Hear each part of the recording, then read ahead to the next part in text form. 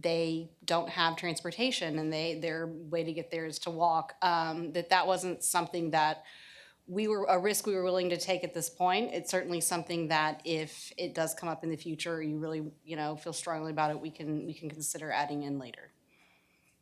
And I think at the end of the day, the goal was to provide as much protection we could within what we thought the current state of the law would allow us to do. And I think this does that. Absolutely. And if you look at the map, we're going to have a lot of child safety zones. And so that is going to put a lot of restrictions on where these individuals can and cannot reside. And so we feel like in terms of places that children commonly gather, we've done a pretty cohesive job of covering them as well as we can. Great. Excellent. Any other questions? Further discussion? All right. With that then, we have a motion and a second for approval. All in favor say aye. Aye. Any opposed? Item C2 passes. So we will jump then to our consent agenda, which we're actually, due to a conflict that I have on item D2, we're going to skip the consent agenda, and we're just going to make the two items on the consent agenda action items. So, Ms. Hilbrick, will you please call item D1 as an action item? Item D1 is the adoption of minutes of the regular meeting held on January 7th, 2025, and the special meeting held on January 15th, 2025. All right. Do I have a motion with respect to D1? I move we adopt. Second. Got a motion and a second. Any discussion? All in favor say aye. Aye. Any opposed? D1 passes. Then I will turn the meeting over to Dr. Young as Mayor Pro Tem to handle item D2, as I will be an abstention on that I item. will take the baton and we'll, Ms. Holbrook, ready for D2? Yes, sir. Item D2 is a resolution approving the purchase of the 2005 Spartan fire pumper from Jackson County Emergency Services District Number 3 for $65,000. Do I have a motion? I move we adopt. Second. All right. Any discussion? Seeing none, I'll call for the vote. All those in favor say aye. Aye. All those opposed, same sign. Item D2 passes. Well done. Thank you. I'll pass it back. Jumping then to our listed action items, we'll move on to item E1. Item E1 is a resolution accepting a donation from the Marcia Shanklin Foundation for improvements to the Riverside Children's Park via a splash pad in the amount of $553,000. Very exciting day. I don't have a formal presentation, but I do have a few remarks. We've been blessed to partner with the Marcia Shanklin Foundation for this improvement at Riverside Park. Many of you remember that this was a priority item for the foundation dating back to 2018, which is when they gave their first donation to go towards a splash pad at Riverside Park. And unfortunately, it took some time to develop a vision for that. And I mention that because I also want to thank them for their patience with us as we've worked through a lot of transition in leadership and department leadership at the Parks Department, and their patience in working through us as we at some point suggested, shifting dollars to go towards the downtown improvement, and of course the pandemic and just everything else. But through it all, they remained supportive and they remained steadfast in their vision for a splash pad in Riverside Park. And ultimately, it's culminated in them providing additional donations to us that now collectively, when we add up all those donations that first began in 2018 to the most recent, total over $500,000. And we think it's appropriate that in exchange for that over $500,000 donation that we recognize their contribution by basically giving them naming rights for that splash pad when it comes to be. And so I hope that in spite of how long it's taken us to get to this place, that everybody will be better off for it. And I'm also pleased to mention that we will bring the design for that splash pad in the children's park to you for consideration in the next month or so that we can formally begin the design for that improvement. And we plan on having them involved in that process as well. And so with us today, we have Myra Starkey and Janet Russell representing the Marcia Shanklin Foundation. And of course, we had a check presentation before the council meeting, but I do want to ask Myra if she wouldn't mind coming up and saying a few words on behalf of the foundation. First, I want to say I knew Jesus would get it done. I always say instead of Jesus. Thank you so much. Marcia would be so proud. She died in about 2018 after living many years here and then moving up to Washington. She was a realtor in town and a friend to a lot of people in the real estate community. And so because this was her home, she created a foundation that benefits children. And so although we have many requests in a year, we felt that it was very, very important to move to the splash. We've been putting the money. Now, the duck pond bumped us, but that's okay. So finally, we will get it done. And the Ethel E. Tracy Foundation that I also sit on has a splash pad, and it is well used. So if you ever drive around the city, look at the splash pad parks. That is one place that children are every summer. So try to keep those going. But thank you so much, and I know Marcia would be proud. Thank you. Thank you. To echo Mr. Garza's comments, thank you all for your patience with the city. And on behalf of the community, thank you for your contribution and to our parks and for our kids. We really appreciate it. Thank you. All right, then I will entertain any motions with respect to item E1. I move we accept. Second. All right, I've got a motion and a second. Is there any discussion? All in favor say aye. Aye. Any opposed? Item E1 passes. So then we move into section F, which is city manager reports. Mr. Garza. All right, so I am excited to continue the conversation on improvements to the community center. Specifically, we will be presenting to you here shortly the results of the polling exercise that we've undertook earlier this month. You may recall from our previous presentations that that was part of our due diligence exercise as we look to consider whether to take the venue tax measure to the voters in May or in November or take it at all. And so that's one of the steps that I think is key and that'll hopefully help inform you and provide some good direction, or that you can provide some good direction to us after you see the results. Before I turn it over to our consultant, though, I also want to provide you another update that was also part of our due diligence process and was the sole purpose of the special council meeting that we actually had a couple of weeks ago. And we mentioned at that meeting a very important step, which was us adopting the venue project, which we would send to the state comptroller's office for their review, because getting them to sign off on it is a critical step for us in order to even have the option to add the measure to the ballot. And so I'm pleased to report that we did receive that correspondence from the state comptroller's office last week, and they did deem that our project will have no negative financial impact on the state, which was expected, and that we are free and you are free to proceed with calling the venue tax election as you so choose to. And so we've passed that hurdle as well. And so now I'd like to turn it over to Jason Meyer, who is the president of Cooksey Communication. This is a firm that we've hired to help us not only with the polling, but will also continue to help us as we develop a more strategic marketing and communications plan. So, Jason? Yeah, thank you, Jesus. Mayor and esteemed council, thank you for having us today to present the results of the recent survey exercise that we took during the past few weeks. Again, I'm Jason Meyer. I'm president and co-owner of Cooksey Communications. We are a strategic communications firm. We've been in business since 1994. We specialize in working with Texas governments, local governments specifically, and we've worked with dozens of cities across the state of Texas. We've worked on numerous elections through the years, bond elections in excess of several $1 billion through the years. We're excited to be working with you all and to be providing you with some good, I think, insights, particularly here before we get started in an election cycle.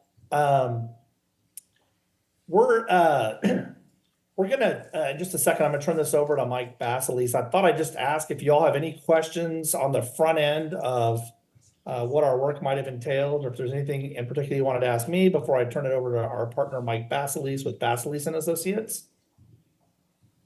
Is there any questions? A copy of the questions that were presented? Yes, I can send you a copy of the questions that were included in the poll. Yes, ma'am. I think for the most part, we're just anxious to hear the results. Good, good. Well, I'm hopeful that you will find this to be a good evening and that the results are to your liking. With that, I'll turn it over to Mike Basilise, who's president and CEO of Basilise and Associates. Mike has done this sort of work for cities and communities all over the state of Texas and the country. So Mike, take it away. Thank you. Can you hear me okay, Mayor, members of the City Council? Yes. Very good. Mike Basilise, Basilise and Associates. I've started Basilise and Associates in 1997, so it's 28 years in my own firm. I had 8 years at another firm where I learned the trade. It was based in Houston, Texas. And along the way, I worked on a lot of different projects, over 3,400 different survey projects. One of the ones that's significant from an experience standpoint is back in 1999, I worked on the Saddle and Spurs campaign, which was taking the Freeman Coliseum site in Southeast San Antonio, along with a vote for a new arena for basketball and other events such as concerts. And also worked on other facilities such as one in Amarillo for a multi-purpose facility there. So coming into this particular situation, I happen to have some experience in these type of projects, and I have ways to compare your data to others and tell you where you stand. And without any further ado, let me get started with the presentation. I'll try and go through this as quick as possible because there's a lot of data. And of course, Jesus will be able to share all this with you as well. But let me go through and get you familiar with what this data deck looks like.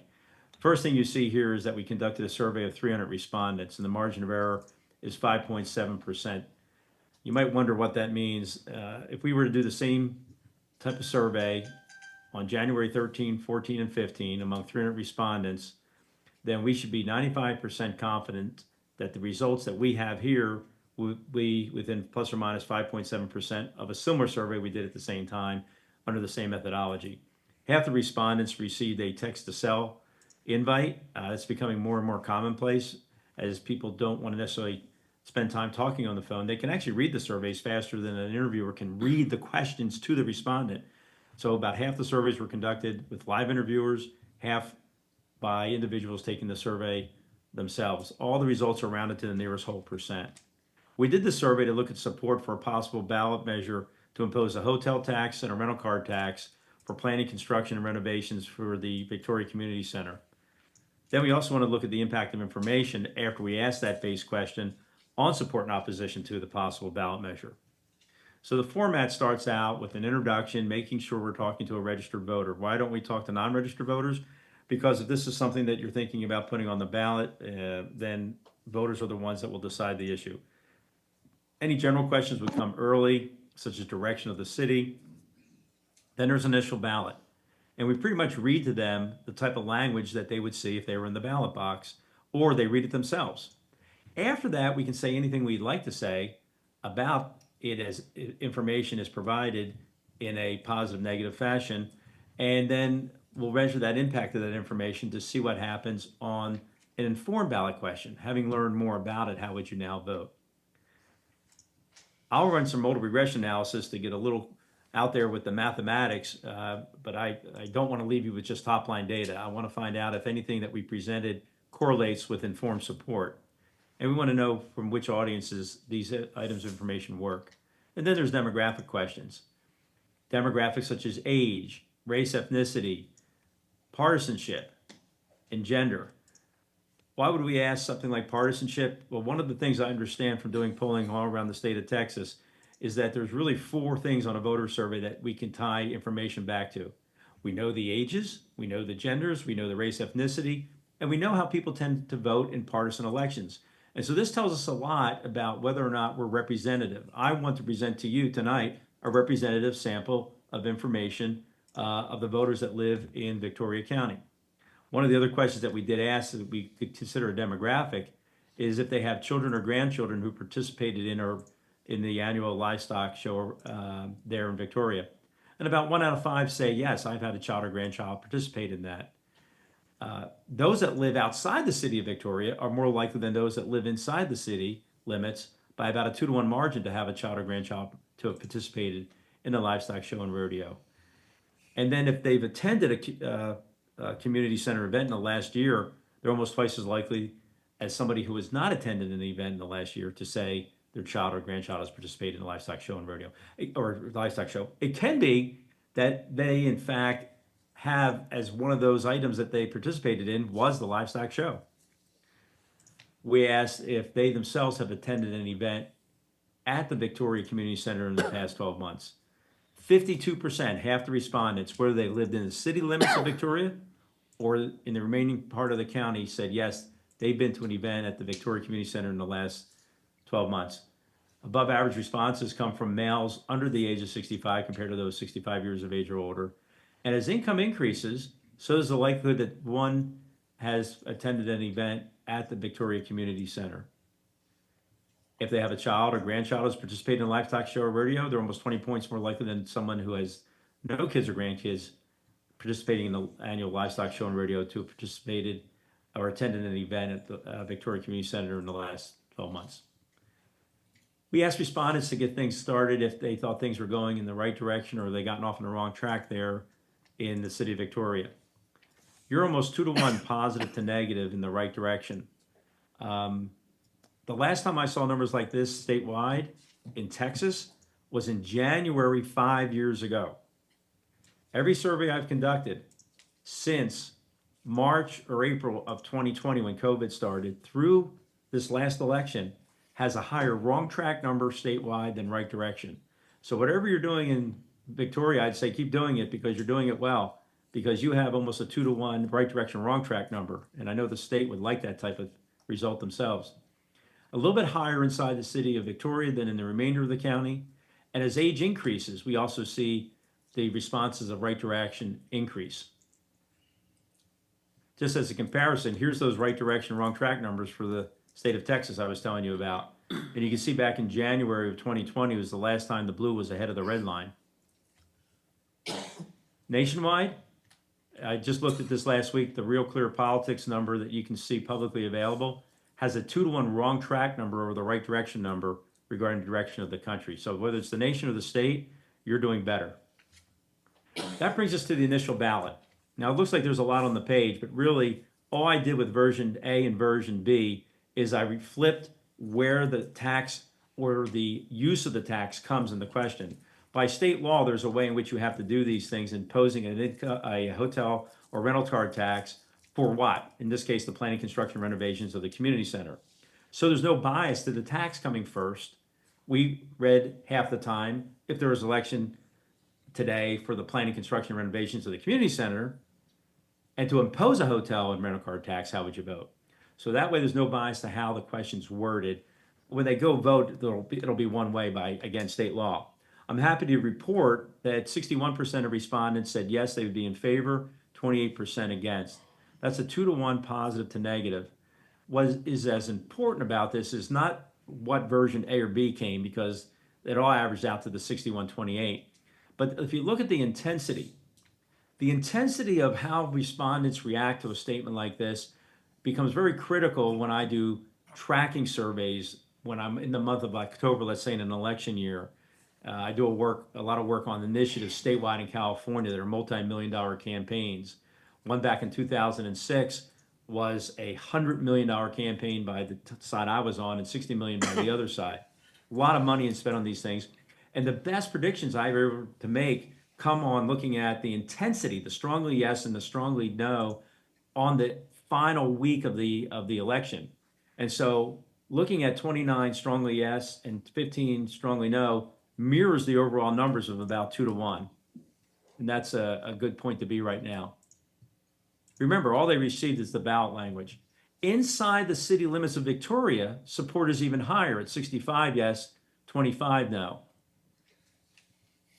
You can see here that Democrat respondents are a little bit more supportive than Republican or independent respondents.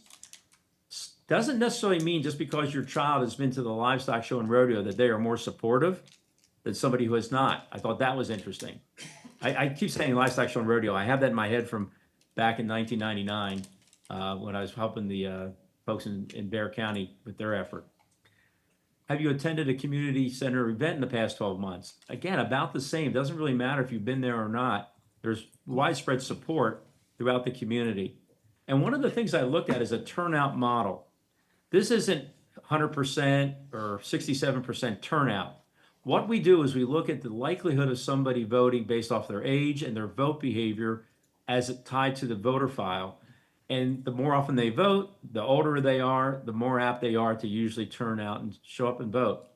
I do not see at this time any difference between a lower turnout election such one as you would have in May or a higher turnout election such as a presidential year election that just passed. So no difference there. Sometimes there is a pattern, but I don't see one. We asked a follow-up question. If a measure for partial improvements to the Victoria Community Center included just hotel tax increase of 2%, but not the car rental tax of 5%, would you vote yes in favor or no against it? And you see support increase up a few points. We get up to 65% support, and the opposition falls a few points to 26. What's interesting is when you look in the change from question 2 to question 3, in question 3, we have the same 65% support, whether it's inside the city or the remainder of the county. There was really no change in the city, but in the remainder of the county, dropping the car rental tax shows an increase in support from those that live outside the city limits by 17 points more net change in favor than what we saw when both the hotel and the car rental tax is included. Age doesn't really matter on this follow-up question. What we also saw was, remember on the previous question, those that had kids or grandkids participate in the annual livestock show, the support was behind that of those that didn't have kids that participated in the livestock show. Well, now we see great movement by the dropping of the car rental tax, and we pick up a lot more support there. We asked respondents if they were aware that the city and the state charge a tax on hotel room stays for every person who visits Victoria for less than 30 consecutive days. 60% said they did, and it's pretty similar across most subgroups, except as income increases, so there's a likelihood that somebody would respond yes. So what we did next, after getting this base, and here's your political public affairs landscape, so to speak, we can then provide information that we randomize. Now, this is a little hard to read, so let me not take the time to read all of them to you, but to let you know that we look for a threshold, what I call the 70-20-10 rule. If we're going to say something positive in an information sense about the community center that would come about as this measure, can we get 70% or more to say they'd be more in favor of the measure based on learning that information? And so the 70% threshold is met on every one except for question 17. Questions 5 through 15 and then 18 all met that threshold. I'll come back to those, don't worry, I'm just kind of going fast. So we asked the informed position, having learned more about it, how would you vote? And support increased after that randomized set of information was presented to 72%, with the opposition falling a few points to 21%. Again, there's no statistical difference in the A or B language, which is good. We're just trying to find out, for the amount of tax increases, would you support these renovations for these types of events? Look at the intensity.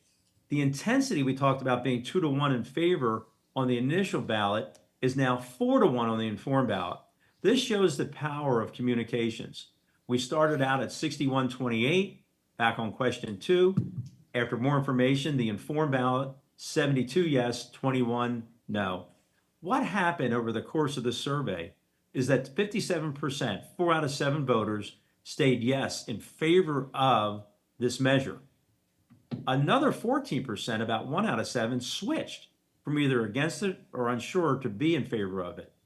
8% ended up unsure, 3% switched to no, not a bad trade-off of almost 5-to-1 in the switching, and 18% stayed against the measure no matter what they heard. This real quick on the left panel looks at just the informed ballot, and when you see in what I circled in the upper left-hand corner, 73% in support inside the Victoria city limits, 69% outside the city limits, you get closer to parity with all the informed statements. Large majorities of different age groups, doesn't matter what their political stripes are, income levels, high majorities of individuals support the measure on the inform. And there's no real difference on levels of turnout, whether you have a low turnout or a high turnout election. On the right, I want to take a look real quick at who switched at above average levels to the yes side over the no. And one of the groups that was already supportive that switched at even higher levels were those Democratic voters. They switched 18 to 1. Those with household incomes between 40 and 80,000 switched at a rate of 12 to 2. Literally 24% switched to yes, 2% switched to no. And then senior citizens switched at 17 to 2. Those who attended an event at the community center in the last 12 months switched at a rate of 9 to 1, 18 to 2. So, what's responsible for this solidification and the switching to the yes side? I'm not going to spend much time on this, but let you know that the mathematics is here to test each statement as its own independent variable and look and see, did it take respondents where we wanted them to go? For example, 53% said, oh, I'd be more in favor of this because construction jobs would be created to renovate and expand the community center. And these workers will spend money in their local stores and restaurants. The net impact of that statement at the top was plus 65 points. That's the total favor minus the total opposed. Very similarly, question 8 was the voters of the city of Victoria will own the new and improved community center that would generate revenues for city projects and services. About the same responses, but when we look deep inside the data, we see there's a stronger correlation between those who responded in the intense direction on question 8 and those who, against the same independent or dependent variable, stayed or switched in the desired direction. Oh, so what this shows us is that question 8 actually correlated more with support than question 11, although on the surface they look very similar.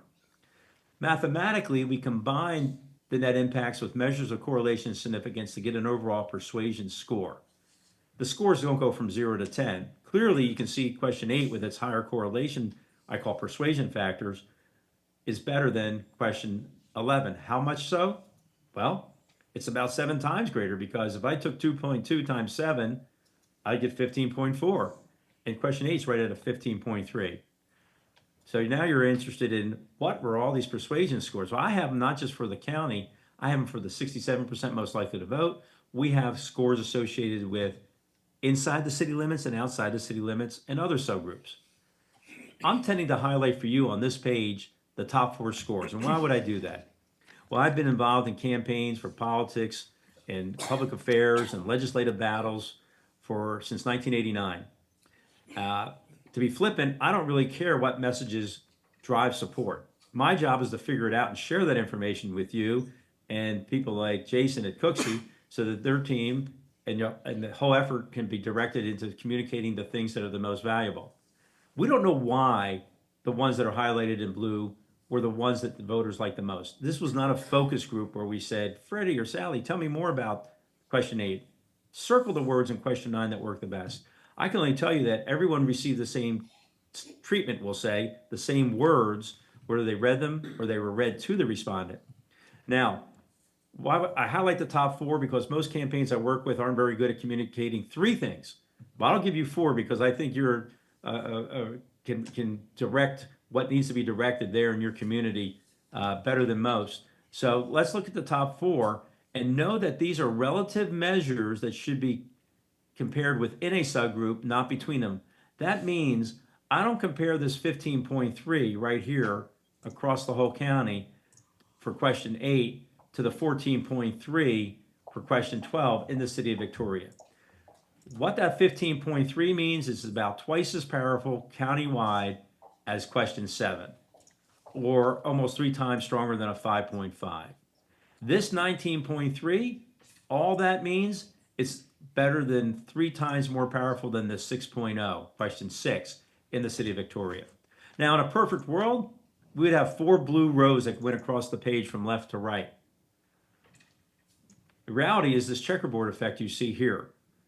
If all of us went out to get a bite to eat after this city council meeting tonight, it's very unlikely that all of us would order the same thing off the menu. Somebody may want the chicken, somebody may want the fish, somebody may want salad and vegetables, whatever it is.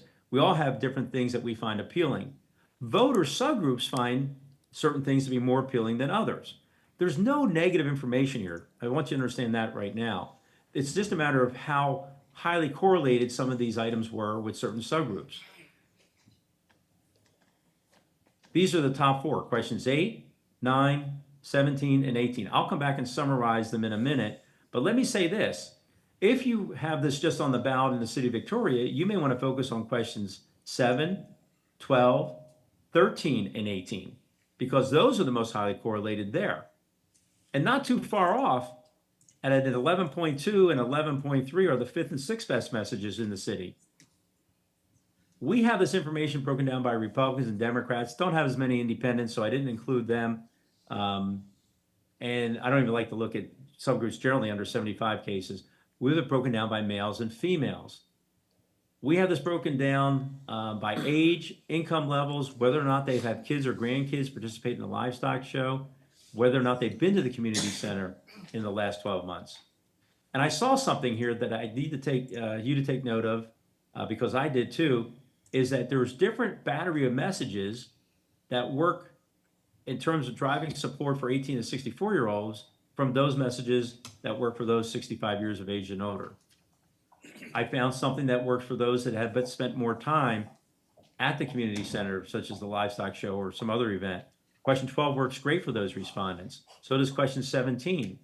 But question 6 works really well for those who don't have kids or grandkids participate in the livestock show and rodeo, or have not been to the community center in the last year. So does question 15 in that regard. Now this is why sometimes we say we run targeted campaigns. If the resources are there, we look at what messages can work with different subgroups and try and communicate them as best we can and repeat them. One way to look at all this is what I would say is to summarize it in an information matrix. Let's look at what works across the county against what works with the 67% of the respondents who are most likely to turn out in an election such as this, against what are those top 4 statements that can be communicated to voters that live in the city of Victoria versus the remainder of the county. And in a way, this particular page summarizes the top messages across these 4 subgroups, with the first column being the total sample. And we look for where there's overlap and where that overlap can occur. And that becomes very helpful in knowing certain things can be communicated, like question 18 works very well whether you're in the city or the remainder of the county. In conclusion, 67% of the respondents would vote for and 28% would vote against this measure, but it's 65% support in the city limits of Victoria compared to 55% in the remainder of the county. After respondents heard the informative statements, support in the remainder of the county gets within 4 points of that of the city of Victoria voters side, 69 to 73% respectively.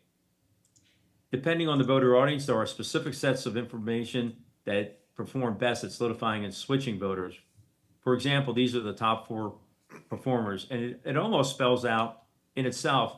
Imagine as I read these top 4, since I haven't read many of the messages yet, and this will be the last thing I share with you, this would be like maybe a radio ad, if you could think of it this way. Let's start with, a complete renovation of the community center is needed to attract more events and users. This measure includes reorganizing interior program spaces to transform the current building into a truly flexible venue capable of hosting several unique events at the same time. And this measure provides needed renovations to the existing community center facilities, including better lighting, sound, kitchen, restroom, air conditioning, and disability access. By providing a better venue for a variety of event types, the improvements this measure will provide will help Victoria to attract lucrative out-of-town events, as well as provide a high-quality space for private and/or locally hosted events. A new and improved community event center will generate millions of dollars in economic impact, and this results in jobs and sales tax revenues for the people who live here. Vote yes on Measure A. So there you go. There's the summary.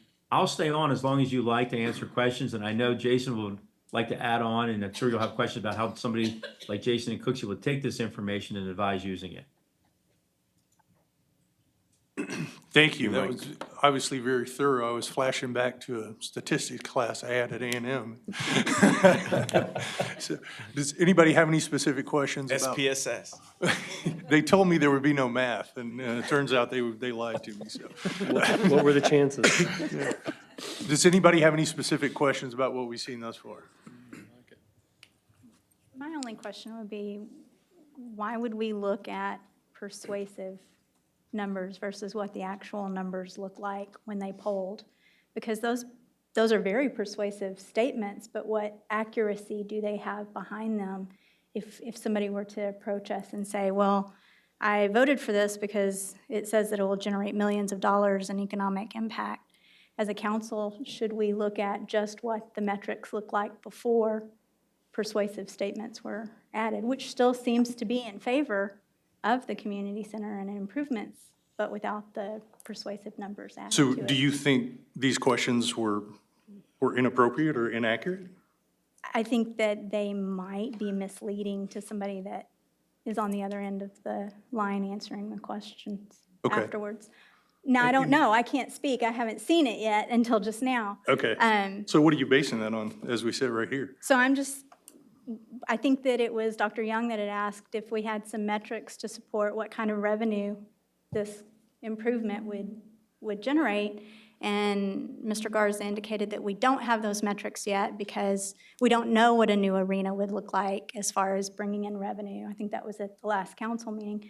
And so it seems kind of to say millions of dollars, maybe to say we'll bring in additional revenue would be more appropriate. But my issue isn't with those statements. My issue is just as council, should we be looking at just those initial responses, which are in favor, Well, rather than looking at it I would once say it's that skewed? each member of council is free to look at whatever they'd like to look at Agreed, in this, agreed. in this exercise. I think the variety of the questions and kind of the topics that they covered were very broad.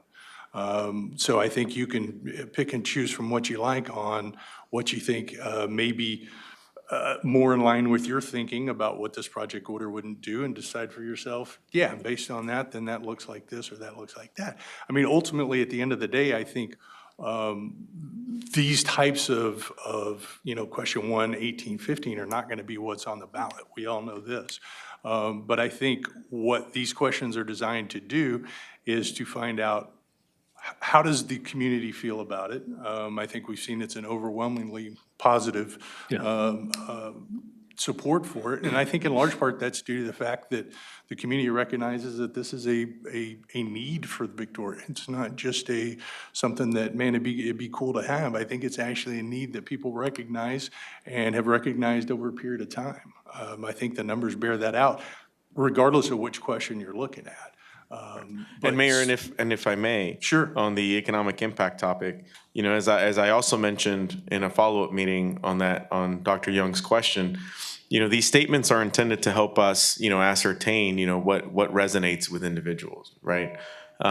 This polling exercise is not reflective of what that educational campaign will look like moving forward. So as an example, if there's some hesitation, around emphasizing the economic impact because we're concerned that, or we doubt how people might react to that, or we're concerned that we may not be able to, show the documentation to showcase that, then it's just a very easy, conscious decision on our part to not do a messaging campaign around the economic impact.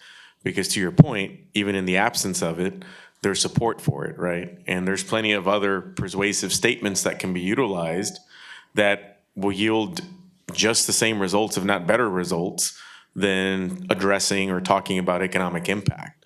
Hence why there was 4 provided, right? And so, for example, instead of doing a campaign that focuses on economic impact and job creation, we can focus on, the improvements and the fact that it'd be multi-purpose and the events that it could bring and stuff like that. Speaking from personal experience, I would actually also stay away from talking about economic impact and job creation and things of that sort, because, you heard Mike talk about the example of the AT&T, well, the Frost Bank Center now where the Spurs play back in 1999 when that was sold. That was sold to help rejuvenate and redevelop the east side of San Antonio, and that didn't happen. And there was a lot of negative, pushback that county leaders in Bexar County received because the public, was sold on the fact that building this arena was going to bring hotels and bring bars and bring restaurants, near it, and it never happened, right? And so we can learn from others' experiences, right, and stay away from utilizing verbiage that others attempted to utilize, like Bexar County did in '99, and it didn't happen, and focus on the things that we think would resonate more with Victorians, right? Which I think is the bringing out state-of-the-art events, sophisticated events, the multi-purpose of the facility, and so on and so forth. So I hope that helps. It does. And like I said, for me, it was, the support's there. I just wanted to understand why we would not look at those numbers specifically and be looking more at the variables presented. Oh, I think we ought to look at all the numbers. Absolutely. Across the board. Well, and I think you also have to take into account that the results could have looked completely different. The results could have actually come back to tell us that the public does not, support the project. And in that situation, the persuasive statements would have helped inform, what areas we could actually focus on to try and change people's minds, basically, right, about it. Here, we're very lucky that, we didn't need persuasive statements to garner more than 60% support, for the measure. But that could have looked completely different. I'm sure Mike can speak to examples where he's seen results where it's been the complete opposite, and those persuasive statements actually play a larger role in that strategy than they would with us. Any other? Yeah, I was actually very surprised in the polling. I would have I would have bet that livestock people and people in the county would have been a higher yes total. I'm actually quite pleased that the citizens of Victoria inside the city see it as a whole community center versus just a livestock arena. So Right. multi-use, multi-events. So Well, and, I'm encouraged by that. It's used year-round for a number of different types of events, not Correct. just livestock. Correct. And so, I think that may have a bearing on those answers, but I'd be speculating, so. Glad that those polled saw it that way as well, since Yeah. it is the Victoria Community Center. Right.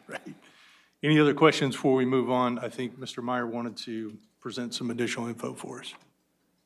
No? Okay. Mr. Meyer? Yeah, and I was just gonna say, I think, as you're thinking about this entire exercise, we started not really knowing anything. And what we've done is we've essentially provided a lot of different scenarios, questions, messages that could work, messages that may not work. What we have now is a pretty good roadmap for what an election campaign could look like. I think it's important to note that this is a snapshot in time. We live in a dynamic environment. You all are in a very unique position, as Mike mentioned.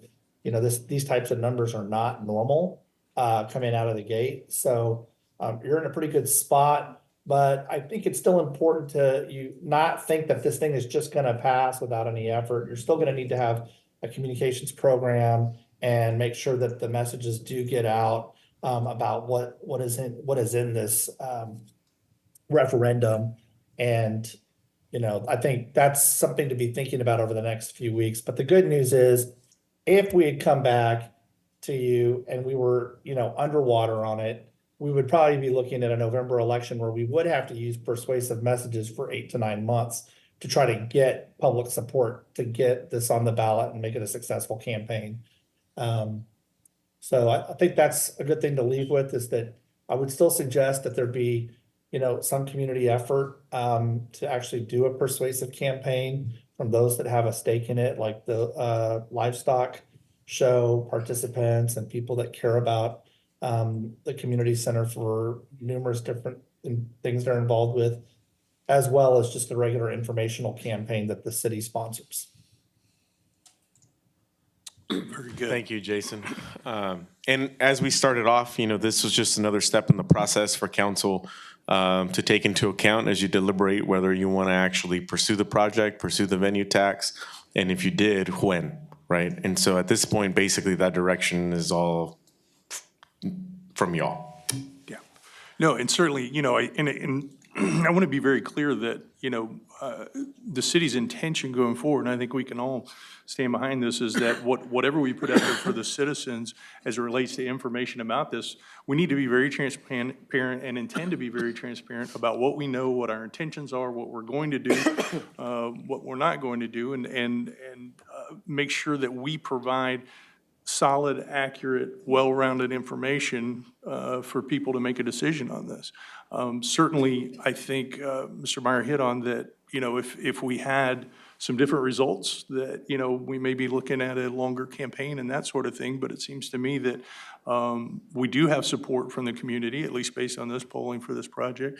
And I think, with some of the timing involved and that sort of thing, that we need to look real hard, and I'm certainly, will go on record as saying, I'm supportive of, let's get this out there and get this process going. People want it, and people want to see this happen, and so I'm in favor of moving this forward in May if we can, but obviously, we're not deciding that tonight. That'll, that'll come at a later time, but certainly this data backed up at least what I had in my mind going into it, was that the community needs this and wants this, and we need to move forward with it. So, all right. Anything else, Mr. Garza?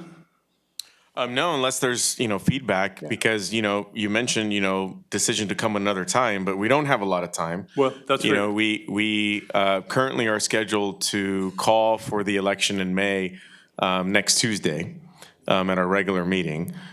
We have until February 14th, though, to do it. And so if council is not in a position to, let's say, reach consensus to add it in May this week, then I would need direction on, well, is a week going to make a difference in order for us to schedule a special council meeting the second week of February? Or will council feel comfortable deliberating over the next, 24, 48 hours and provide direction by the end of the week so that we know whether we add it to the agenda for next Tuesday?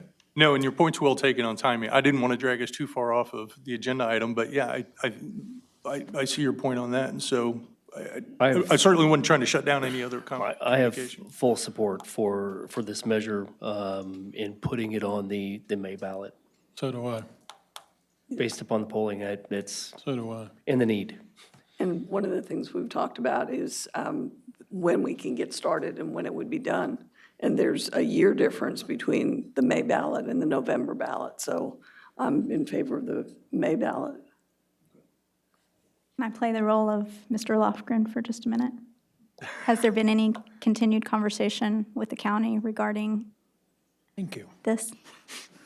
I'm assuming you're referring to the financially contributing to the project, and no, there has not. But I think I don't even, know that that affects timeline, but if we're putting it on the ballot, if we're looking at putting it on the ballot in May, is there the potential to have county support behind that at that time? yeah, no, and I think you're right. I'm not sure it does affect the timeline. We could put on the ballot in May, but I think we will have those conversations, or I hope we will have those conversations, and certainly I intend to, and I think Mr. Garza intends to have those conversations as we go through this process. So thank you for asking. You've made Mr. Just by Lofgren's proxy. evening, I'm sure. So any other comment, gentlemen? Yeah, so you need to know whether we should discuss this again next week, is that, or next meeting? Well, we already had 4 of y'all say you want it in May. But basically, it's the direction on whether to put it in May, because if that direction is yes, and 4 of you have already said yes, then we would add it to the verbiage that would come before you next week, which is to call the election, basically.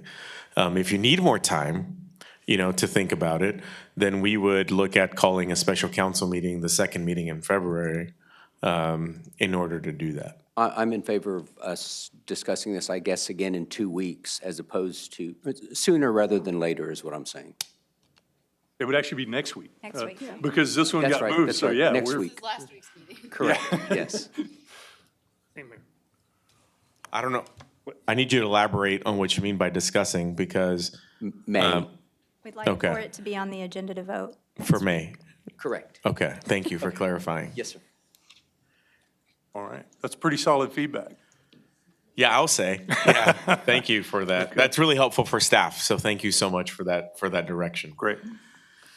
All Okay, right, anything so- further? Yeah, we actually have 2 more Oh, I was annual. gonna tell these guys thanks and bye. Oops. And they're gone. Boom, removed from virtual meeting. Send them a note for me. Thank you, Jason and Mike. Thank you, I gentlemen, appreciate y'all. Thank you. Thank you. Thank you. Bye now. Not used to having people on Zoom anymore, right? But anywho, we do have 2 more annual reports for you this evening. You know, same approach as the last time. And so to kick it off tonight, Darryl Lisak will talk about environmental services. I actually did mine last week. I'm sorry I weren't here. So good evening. So I'm going to start off, and then Christy's going to kind of come in the middle and talk a little bit about community appearance, because she oversees that. And then I'm going to come back in towards the end, and we're going to talk about challenges with what we face on a weekly basis. There we go. So environmental services. We oversee residential garbage, recycling, yard waste, bulky waste, tree limb pickup, HHW.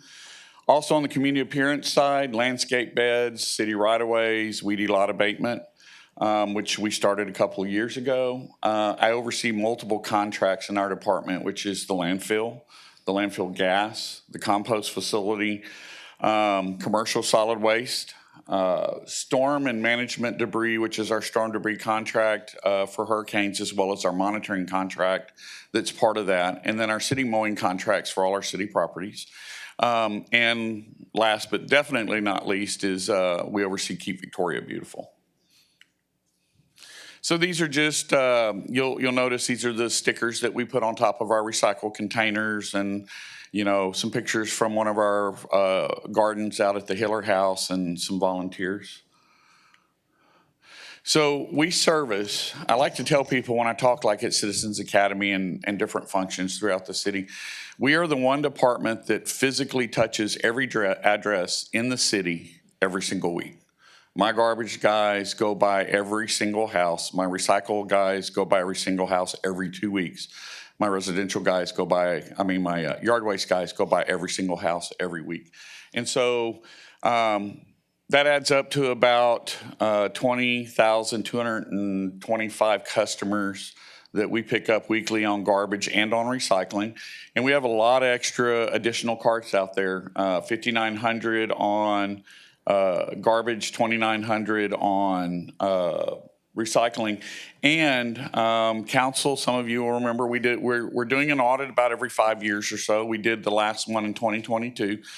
We actually found 159 carts that were out there we didn't know about. People move out, neighbors grab them, whatever the reason. Some of them may even get stolen from time to time. But in that audit, we found those, brought in an additional $12,592 in revenue. So curbside recycling. That's less than last year. Last year we were around 1,000 tons. This year we're around 674 tons. 56% of what we can pick up is recycled. That's bad. That's really bad.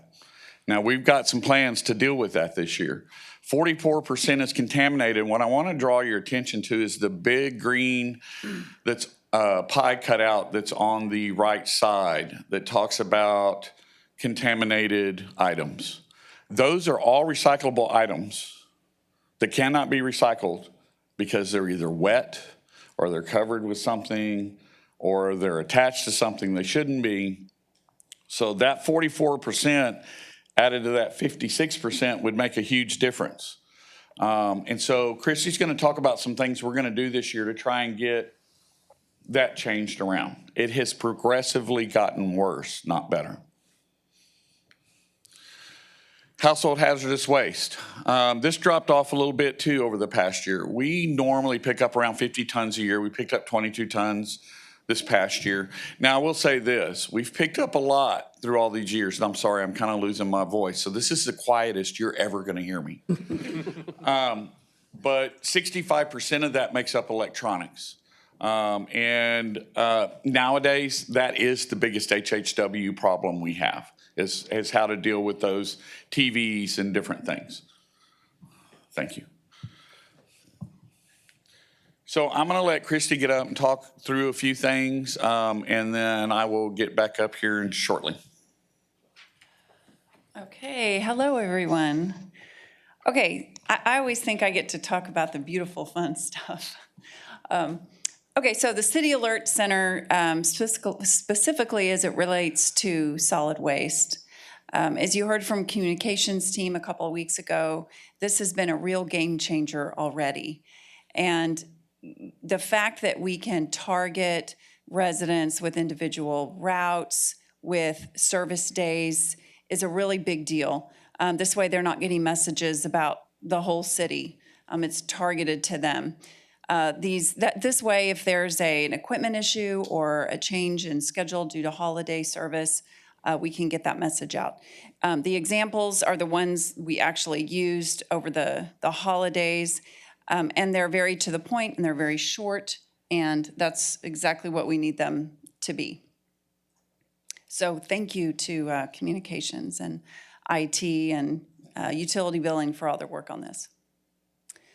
Our community appearance division, we have 6 team members plus a crew leader and a supervisor in this team. And as Daryl mentioned before, they do all the right-of-way mowing, they do the landscaping beds. They also do weedy lots, which is a new thing we'll talk about in a minute over in the last few years. And they do the work that when people come into town, as far as, landscaping and what things look like, and when you drive around town, what you notice, they're front-facing of this community, as you all well know. Maintenance is an important part of that. You can see how many beds they have to take care of, and they do it with great care. When we figure in any new project, we have to always think about the maintenance cost, not just, and that includes irrigation, compost, replacement of plants, all of that. So it is a big part of what they do. They spend a lot of time doing it, and if they're rushed too much, they want their quality of work to be high, and we really are proud of that fact. One of the projects that you likely saw this past year for Bicentennial were some of the beds around town. The community center was a big one, in addition to City Hall and to DeLeon Plaza and all the planners. They were really the ones that thought about how that should all go in, and they have the experience to do that. Community center especially was as you know, it's very expansive. So it took a lot of planning, a lot of plants, a lot of compost and mulch, and figuring out the irrigation, working with parks. Now the community center staff is taking care of that, and that's wonderful. That's really the way that should work, is when these departments work together. I want to point out some of our staff there in front of behind the 200. That's Joseph Vargas is our crew leader, Jackie Yates is our supervisor, and Shonda Perry is one of our team members. The beds at DeLeon Plaza, I'm sure you noticed those, and the planters. We worked very closely with Main Street crew as they were getting up and going. This was all around that same time. So getting them trained and collaborating with them was really key. And we continue to collaborate with the Main Street crew. They're doing a great job in taking care of all of the beautiful downtown improvements. And we continue to work closely with them as well. So weedy lot abatement. Prior to 2023, these were anything that looked terrible when you drive by, that had too much grass, too much debris. Those were contracted out. Code enforcement handles that, and they were contracted out. We took that in-house early 2023, mainly for response time, so that we can get to these quicker, more efficiently, and for cost savings. So we've been doing that, working with code, and really we have that process down. I think we've all done a really good job on that. It's mowing and debris removal. Now, the only ones that we don't do are the ones that are just too huge. We don't have the equipment for, or they're just too big properties. So you can see how many we did. 510 total lots were abated this past year, and the vast majority of those were done by our community appearance team. So Keep Victoria Beautiful, many of you have been to some of these events. It became a city program in 2020 with 501c3 status and a governing board. The mission is to enhance the livability of Victoria through pride and ownership. We do these through all these things you guys are familiar with. Our cleanups, we do 4 huge ones a year. That does not include some of our clean sweeps and other smaller cleanups we do. Monthly beautification awards, y'all see those every month to honor those businesses doing a really stand-up job. And then beautification grants, we gave out $3,000 in beautification grants this last year for businesses, nonprofits, churches. We plan to up that. We're gonna have a fundraiser this year where we're targeting, a lot of that goes towards more grants. Education, we do plenty of that, and booths and other ways, and working with schools. And then public art, we are going to look at doing more of that in cooperation with other city departments and community organizations also going forward. These are things that our board has recognized as really important, are these grants and public art. I also want to point out that KVB has grown a lot in the last few years. We've been able to maintain a Gold Star affiliate status for 2 years with Keep Texas Beautiful. And we also presented at Keep Texas Beautiful Conference last year on our exemplary neighborhood cleanup programs. The board up there at the top was from a couple of weeks ago at our volunteer appreciation event. We had the biggest turnout yet, over 200 people. We had to bring out more tables, and some of y'all were there. Really proud of the board, really proud of volunteers. We even had to open up a new Circle of Honor because we want to welcome more people in to get awards. So it's a good problem to have. Oops, sorry about that. Okay, our waste diversion education campaign, as Daryl mentioned, you know this is very important. And yes, about recycling, but also about a lot of our other services. The city of Victoria has incredible services for handling waste, really. And we can have all those great services, but if the residents are not aware or using them effectively, we're kind of missing the point. So we're really getting focused on a campaign to do that. And you know, we've done that through raising grant funds. And we did that in 2024, where we've got more raised in 2025, mainly through Union Pacific, Coca-Cola, and TCEQ Solid Waste Grant. So we're putting stickers on carts. We have videos coming out. Our next one, we're launching the Waste Wizard online tool. And I've been talking about it, but it's for real. We have it in the testing phase now, so you should be seeing that launched in March. And our communications team is doing more videos for us. How do I click on that video? Can you click on that video? I just have this like 20-second video that we've already done. Can you hear it? No? Oh, no. Sorry, Sam. Oh, this is her big moment. She's really good in this. Silent movie.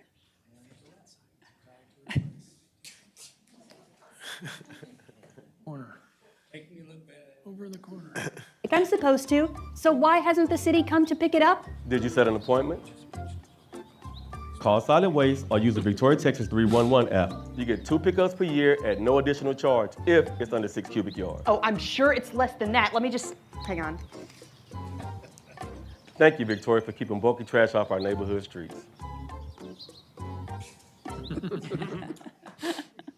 We have such talent on that team, I'm telling you. So the Waste Wizard tool, just to be clear, it's an online tool where anyone can go in and put in any item, and we're working on, you know, testing it and adding more things, and it will tell you what to do with it in Victoria. So if you have a propane tank, if you have a styrofoam cup, it will tell you what to do in this town, which is great. It gives you options, even to donate. We have places you can donate things. And we also are partnering with the county, so you can indicate if you're in the county, and it'll switch you to the county. So it's a joint effort. And our cleanups, our big roadway cleanups, we get between 300 and 400 regularly, 2 of these a year. And we don't just clean up along the loop, we clean up north of the loop, we go all the way south to South Moody and Bloomington Highway going out of town. 20 to 24 locations every time on one of these cleanups, depending on how many people we get. So we clean up a lot of roadway. The one thing I want to point out here is the value that this brings to the city. And there's two ways we can think of this. One is that this gets at the root cause of litter and illegal dumping, which is get people out cleaning it up, like community members, so that they never look at trash the same again. People see them cleaning up, it changes their perspective of the community and people care. Of course, the second one is the cost to the city. If we had staff out there cleaning trash up along these roadways and in these areas, it would cost a lot. This number here is a nonprofit national number, but the point is that it would literally take one full-time person, we estimated, all the time cleaning up all over the city, at least one person all day. That's all they did. So this is valuable in many ways. And then our neighborhood cleanups, this is the ones where we go and partner with residents and churches and schools to bring services to these areas that need a little extra help.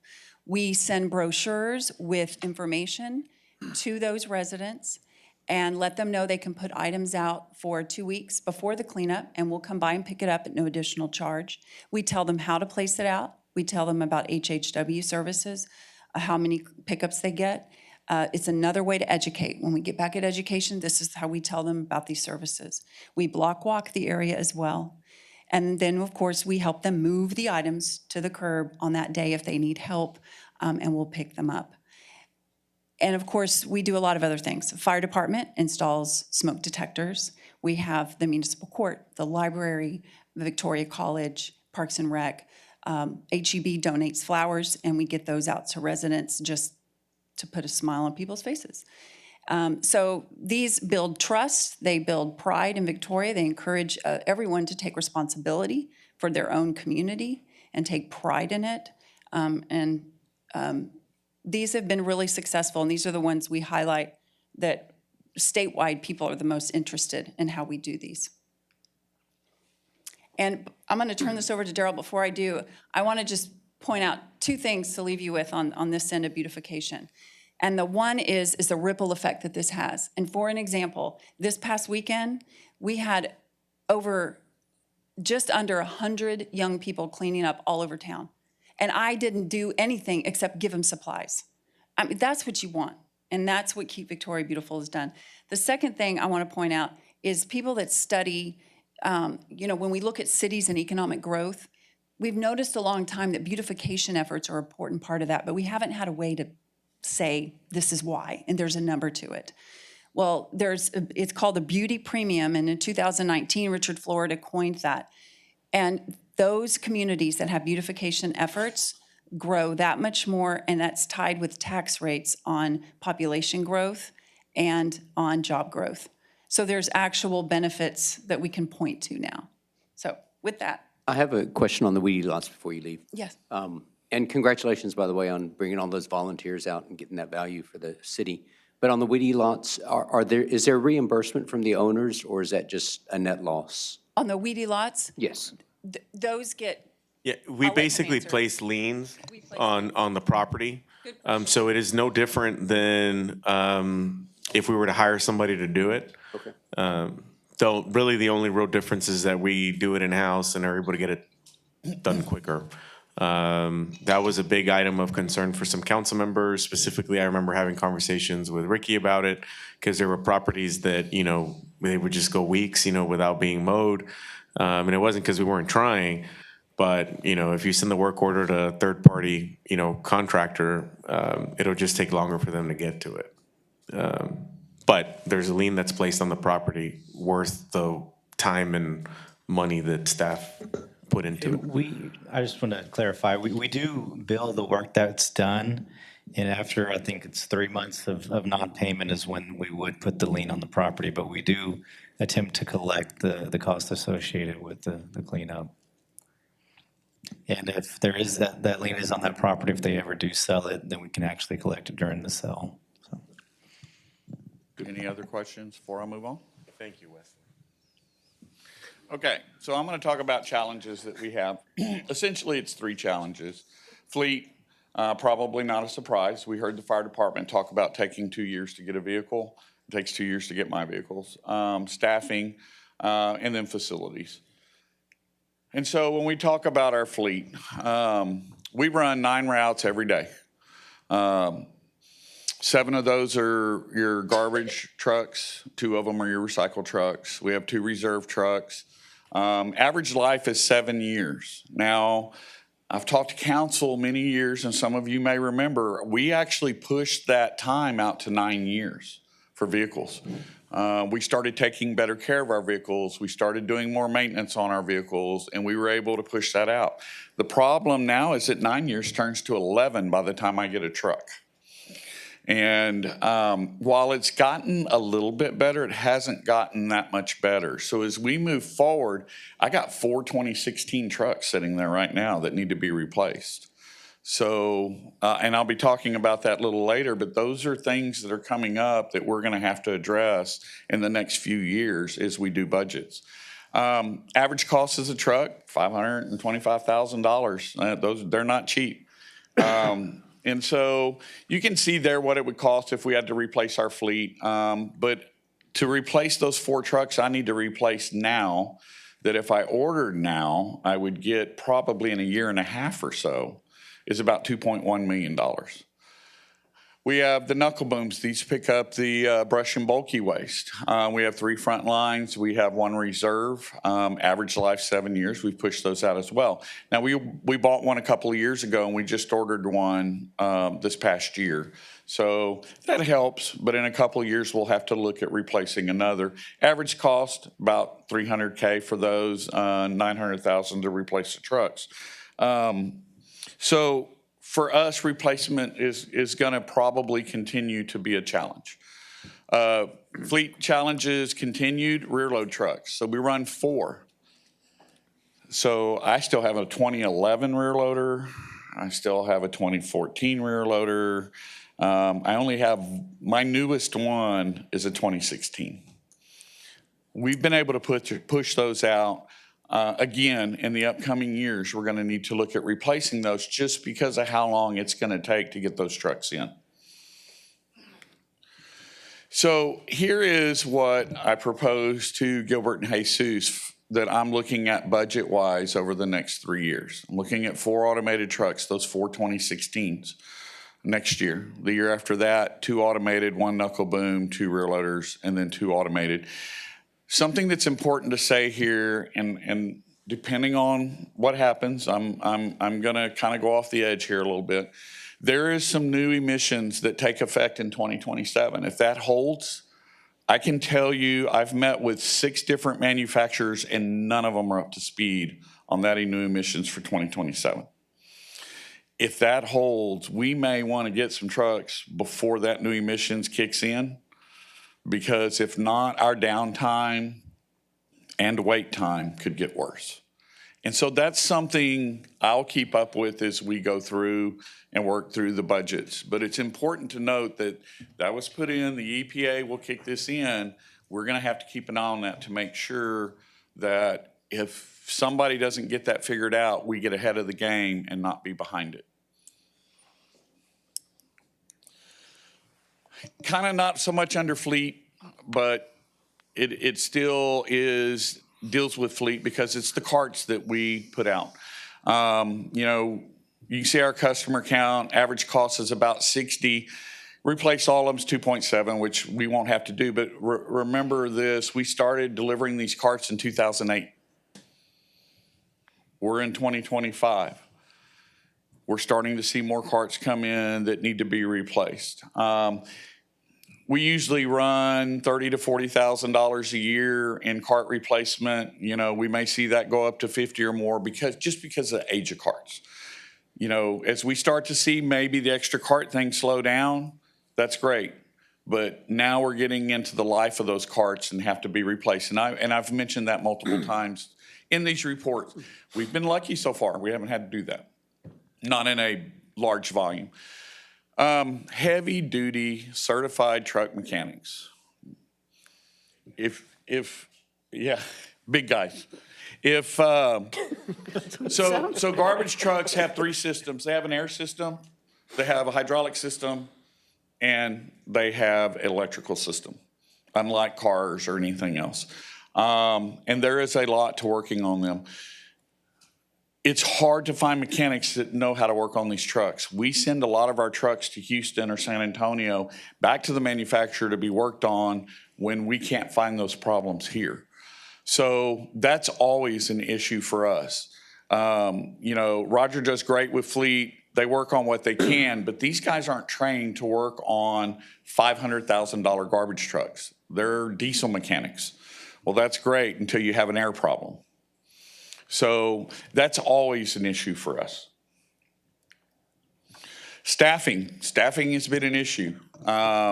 You know, I like to brag that, you know, we are one of the departments that can hold on to our employees the longest, and we can. The problem is finding ones when we need them. Currently, we're 2 employees short. I'm not losing employees to Texas Concrete or Walmart or someone else. I'm losing them. My last employee I lost that quit on his own went to Waste Management. So I'm losing employees that I'm paying $18 an hour. They go to Waste Management, and because of their experience, they're starting at 23. And so that's an issue for us. The other thing that kind of affects us is, you know, we're in that $16.37 starting to $18 an hour pay. And so it's hard for us to compete when those driver jobs come up. And you may or may not know that they've changed the whole way that commercial driver licenses are issued now. It's not 2 tests and a license. It's an actual course that takes a semester. And so that's changed the amount of people who are even out there in that pool for us to grab. So what does this lead to? It leads to excessive overtime. I'm sure council members, and I know I've heard from a few of you that, hey, they didn't come by my house till 9:30 last night. I want to remind council, we do everything we can to finish every day because the next day I have more routes. I can't not finish. So if we have to work till 10 o'clock, there are times when I call it just because it's unsafe. But most nights we will work till we're done. If we have to leave something, it's something smaller like recycling, but we never leave garbage. That is our goal. 100% of the time, we pick up all the garbage. So that leads to that excessive overtime by not having the people. And then 2 years ago in 23, I asked council to let me add an additional head count for an additional route to kind of level that stuff out. We have never been able to hire that additional employee. We get somebody in, we get them trained, somebody leaves. So what that creates for us is we've still got that route we haven't been able to put on the road because I haven't had the employee to fill that route. The route's done, it's created. I just don't have the personnel to run it. Did you want to say something, Jesus? You're leaning forward. I know. I thought about it, but. And we've got the truck to run it, right? I do have the truck currently, yes. And remember, it would be like a 3-day-a-week route. It wouldn't run every single day because I'd need that driver to help fill in other places. But without him, I can't even get that started. So we're still pushing the overtime. We're still, we're at that point where when we run lean, so if I don't have the person, I don't have the person. I was just going to add, I mean, it probably seems obvious, but I don't want to assume that obviously when we're talking about adding an additional route, it obviously lessens the number of stops in the existing routes so that the folks don't have to work till 9 p.m. Because of the number of carts, right? And so the intent behind adding that additional route was to lessen the number of stops each route would have every day to help that cause, right? And just spread the load out a little further. And I don't want to assume that people kind of understand that when you said that. That's why I wanted to kind of just add that. And I should have clarified, I mean, just looking at extra carts alone, so one individual driver should pick up around 1,000 carts a day. They're all pushing 12 to 1,500 carts a day. So it makes a difference. If you figure 20 seconds per cart, I know Ms. Scott's brought that up. and actually, our goal is actually 16. But that's the way the route is set, 20 seconds per cart. And you add in our additional, almost 10,000 carts, that's a lot of time in a week. We need a lot of abatement crew. It's 2 positions budgeted. We got a 1.9% vacancy rate over the 2 years. My community appearance crews, or Christie's community appearance crews, have been doing that along with their regular job because I can't hire people to fill those 2 positions. And so the reason that's on here, and that's at $15.93 an hour, is we bring the budget to you. We're going to be working. We don't know if we can sustain what we're doing now, and we may, if we can't figure something out, have to go back to using contractors. I can tell you we do a way better job, way quicker than what they do. We average 1 hour per lot. And if you call and say, I need this done today, it will be done today. Contractors can't do that. But if I can't hire the people, we're suffering on one side. We're kind of robbing Peter to pay Paul here. And so I don't know that we can continue to do that much longer. And so that's just something we need to think about. And then on the Key Victoria Beautiful side, this is a great thing. Look, we've grown. Jesus wanted to bring this back. I think we've knocked it out of the park. So as we continue to grow that, we need to look at someone to come in and help so that Christy can actually do her assistant director part of her job and not spend as much time on Keep Victoria Beautiful.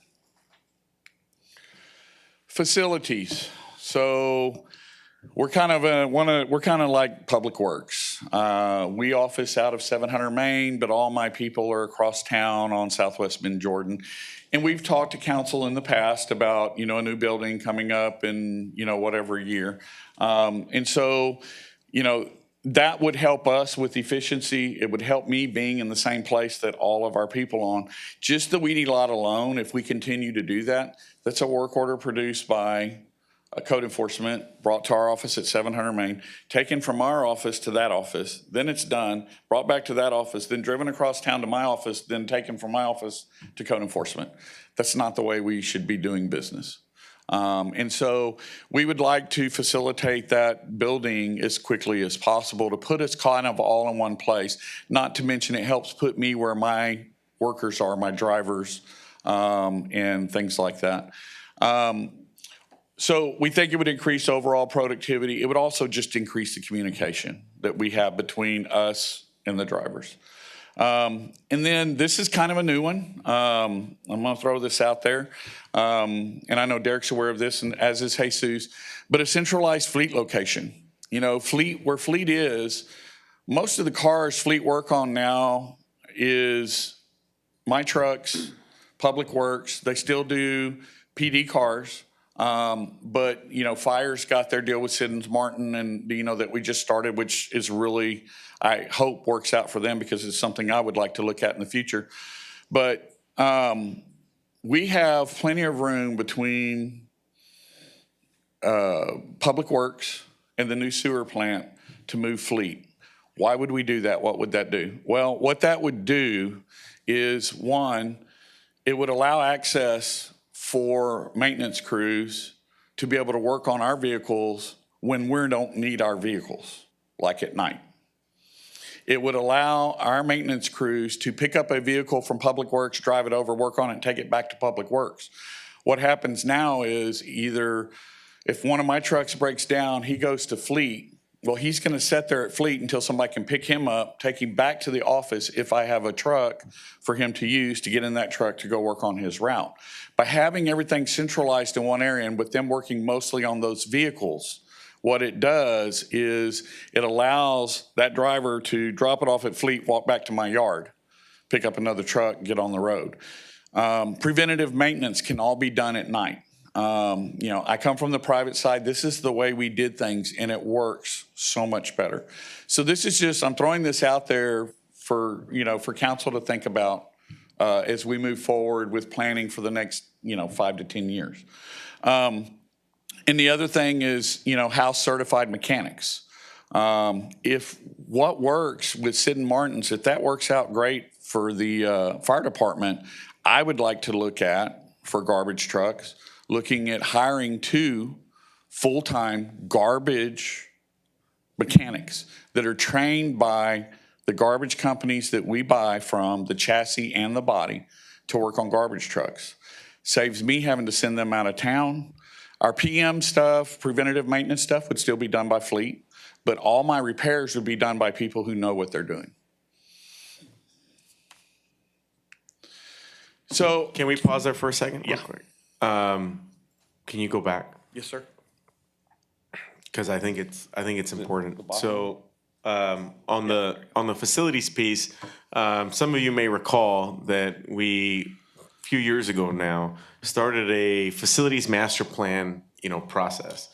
That process actually is yet to be completed because the firm that we hired happened to be the same firm that designed the public safety headquarter building, and obviously that took priority and continues to take priority, right? Rightfully so.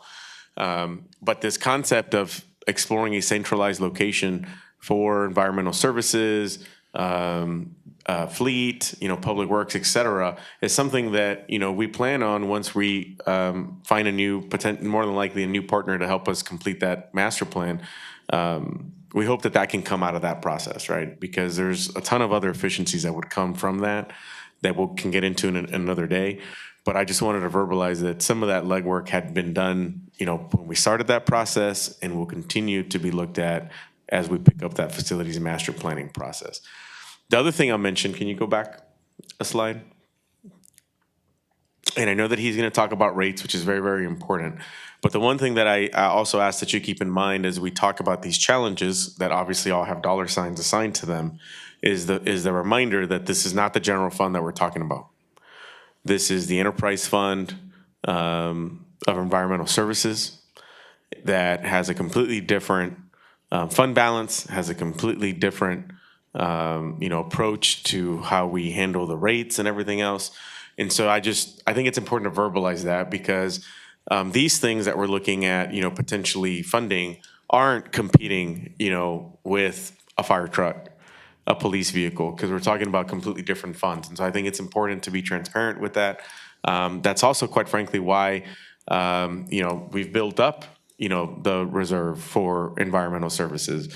Darryl didn't hit on this, but, there was a decision made, however long ago that, we would buy this equipment outright, cash. Sometimes, we finance these vehicles, lease to purchase models, for equipment. We don't do that.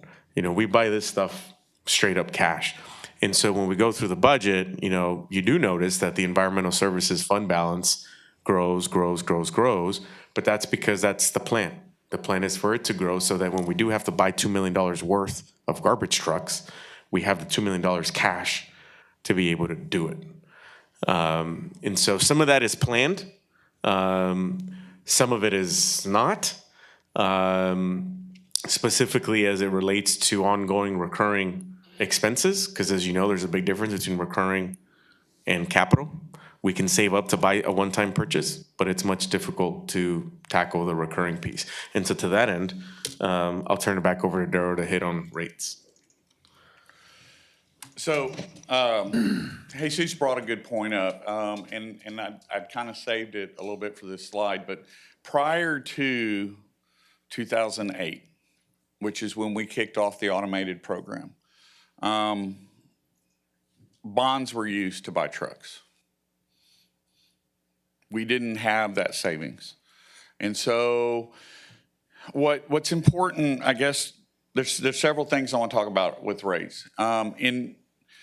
You can see the 1375 on residential collection. That actually goes way back past 2006. It actually goes back to the 90s since that rate. But remember that rate covered everything we did at one point. In 2009,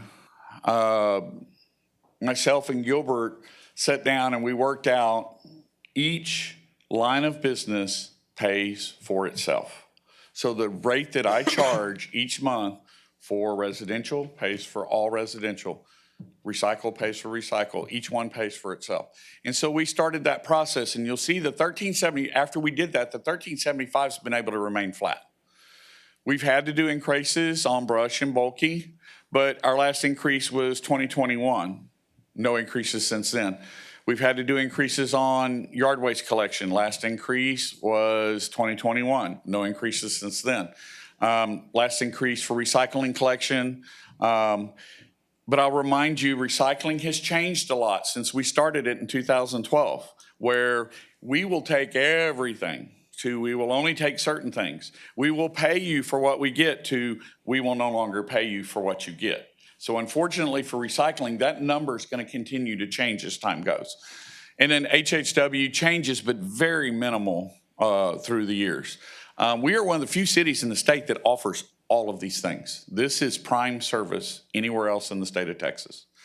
I have cities, I sit on the Golden Crescent Regional Planning Commission Solid Waste Advisory Board.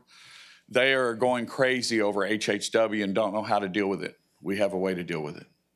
So it's important that we understand multiple things. One, the money that we make from these rates pay for each line of business. So when I need automated trucks are used with garbage money or recycling money to buy those automated trucks. Not only that, that money is also put there to help with closure, post-closure. Remember, we have landfill responsibilities that we have to pay for. So we are responsible for that landfill while it's open. We're responsible for that landfill after it's closed. And it takes money to cover that cost. So as we finish cells in the future and we close those cells, we have to have the last cell closing we did was a little over $5 million. And that was done, I think, in 2010. So we're putting money back in there. So next time we have to bill a cell, we're not borrowing money. We're taking it out of our account to close that cell. So before I finish with rates, the last little caveat is, as Jesus said, Gilbert and I get together every year. We look at what we're making, we look at what we're spending, and then we come up, do we need to do a rate increase or not? We don't ever want to do them. And you can see by what we've done, we hold off from doing rate increases as much as possible. But it's based off how the year goes. It's based off what we need to put back, what equipment we buy. So while I'm not going to stand here and say we're not going to do a rate increase this year, or we haven't had that discussion yet. Just know that it's always out there, but our goal is not to, if at all possible. And then last, looking ahead. So we have started the work on the Class 1 amendment to the Republic contract, which I'll be bringing to you hopefully within the next month or so, which will give them permission to work on our behalf for a permit modification and start working on that Class 1 cell, which will bring in additional revenue to the city. I do want to draw attention, that top picture there, we came to council, we got that $138,000 to replace all the probes. That's one of the new probes. I was out there on Tuesday, took that picture. So they have all been replaced. We are back in good graces and we'll keep moving forward. The landfill operations RFP, which I presented to council last month, we had a call today with attorneys and consultants. We're working on that. We got a big 8-hour meeting next week scheduled here to get that process up and running. Remember, landfill gas will be a part of that. Compost may be a part of that. But something that I want to bring up is, so we get royalty from them for everything that comes in the landfill. Here lately, we've gotten a few special jobs. And so the reason we put increased royalty up there is because we're going to look at special jobs a little differently in this new RFP than the way we look at regular day-to-day business. If they're getting a special job making extra money off of it, we want a little bigger piece of the pie. So just something to let council know that we're going to be looking at, because we think that could help us along the way. That money goes into the general fund. It doesn't go into my pot of money that's used. I'm sorry, Gilbert's pot of money. You did say mine. I did say mine. I take it personal. So Highway 59, 87 welcome signs, those have been on our list. We actually own property on 87 that we could do it with. There's just no money right now, but it's something we want to keep on the list. 59, we've had multiple discussions.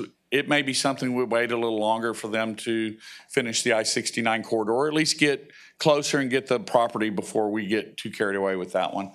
And then Navarro Street Art Underpass mural.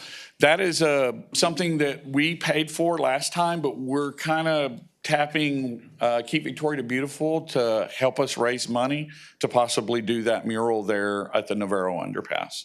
And so with that, I know that's a lot, but I will answer any questions, and I'm always available if, anybody's got anything. Question. Yes, sir. First, your communication with the public, excellent. And I know during this recent storm, there was some alerts, I believe, that went out. Yes, sir. Is there a way to customize settings? I had a patient ask me about a 2 a.m. alert. So yes, we received those.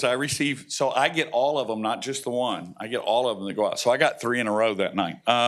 But that was just a mishap on our side, the city side. Sure. I believe there was an apology sent out. We will make sure it doesn't happen again. Yeah. I expressed, hey, we're communicating and transparent, and that's fantastic. Yeah. But I did apologize as well. We wanted said I would look we into wanted it. them to have it when they woke up, even if it woke them up. Yes. I didn't want to take over his presentation, but I did want to answer your question about customizing settings. So we do require at least one setting be selected. So whether you prefer text, phone, email, all of the above, we do require that. So you can visit victoriatx.gov/City Alert Center for that. Awesome. And we do apologize for that. I will tell you, my first call when I woke up that morning was to Ashley. The apology didn't come immediately after, did it? No, We had to think about it. yeah. So I have a question, backing up to, you had mentioned the emissions standards, and that those are coming in, you said 28? 27. 27, okay. Yes, sir. So when you say that the manufacturers, I understood you was that the manufacturers don't have a handle on that. Do they not have a handle on the technology, or they don't have a handle on how much it's going to increase the cost? They don't have a handle on the technology. Okay. Plain and simple. I've talked to Freightliner, I've talked to Mack, we've talked to Autocar and some of the other big manufacturers. And we're not only hearing this from them, we're hearing this from Howl of Texas, who makes the bodies. We're hearing it from some of the other folks. It's really restrictive. And I will tell you that when they came out with the last set of rules in 2016, whatever it was, there was a lot of problem. We had at that time, $400,000 truck that we ended up getting rid of after 5 years because we never could make it run. And so, now you've got DEF, you've got all these different deals. If something doesn't change and somebody gets ahead of this, it's going to be a problem across the industry, which is only going to delay trucks farther. And I'm assuming we can further assume that whatever they come up from a tech standpoint, it is going to cost more for each truck. I'm sure it will. It has to. Yeah. It has to. Okay. Yes, sir. Okay. Any other questions? No question, but a comment. Sure. Thank you and your team, because it does not go unnoticed by me or anyone else.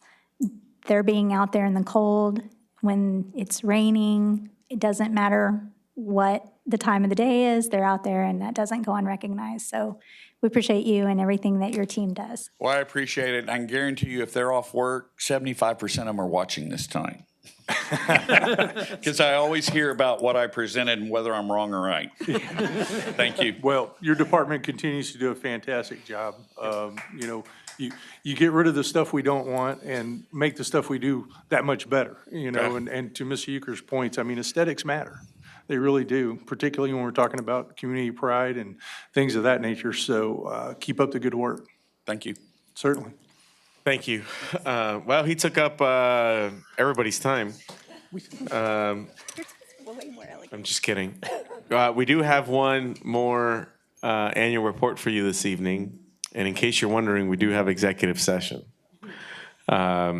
but I know Joel won't take an hour. Nah, maybe like Gilbert, I haven't listened to you before. Okay. 7. No, that was great, Give me Daryl. 8 I'm and a just half. Give me teasing 8 and a you. half. I got this. All right, let's do it, Joel. Mayor, by the way, I've taken stats at A&M. It was great. I'm glad you enjoyed it. Mayor and council, thanks for having me tonight. Just want to go over our annual report for this year. Very exciting year. I will talk a little bit about bicentennial, so just take it away. What does the CVB do? So we help others discover Victoria. You can see our new branding, which I'm going to talk about in a minute in that photo there, as well as my staff. You see me on the left, going from left to right, Bridget Postel, our guest services specialist, our wonderful Assistant Director, Elizabeth Tice, and then Nancy Britton, our Destination Marketing Manager. I just want to give a shout out because Nancy and Bridget have both been with the city for 10 years now with the CVB, and Liz is our newbie at 2 years. So I really have an amazing staff. I would not have been able to get through the year that we had without them. Okay, they were phenomenal in doing their regular jobs as well as all that we got to do for the bicentennial. But we still had to fill the regular functions of being a CVB, so marketing Victoria as an overnight destination for different groups.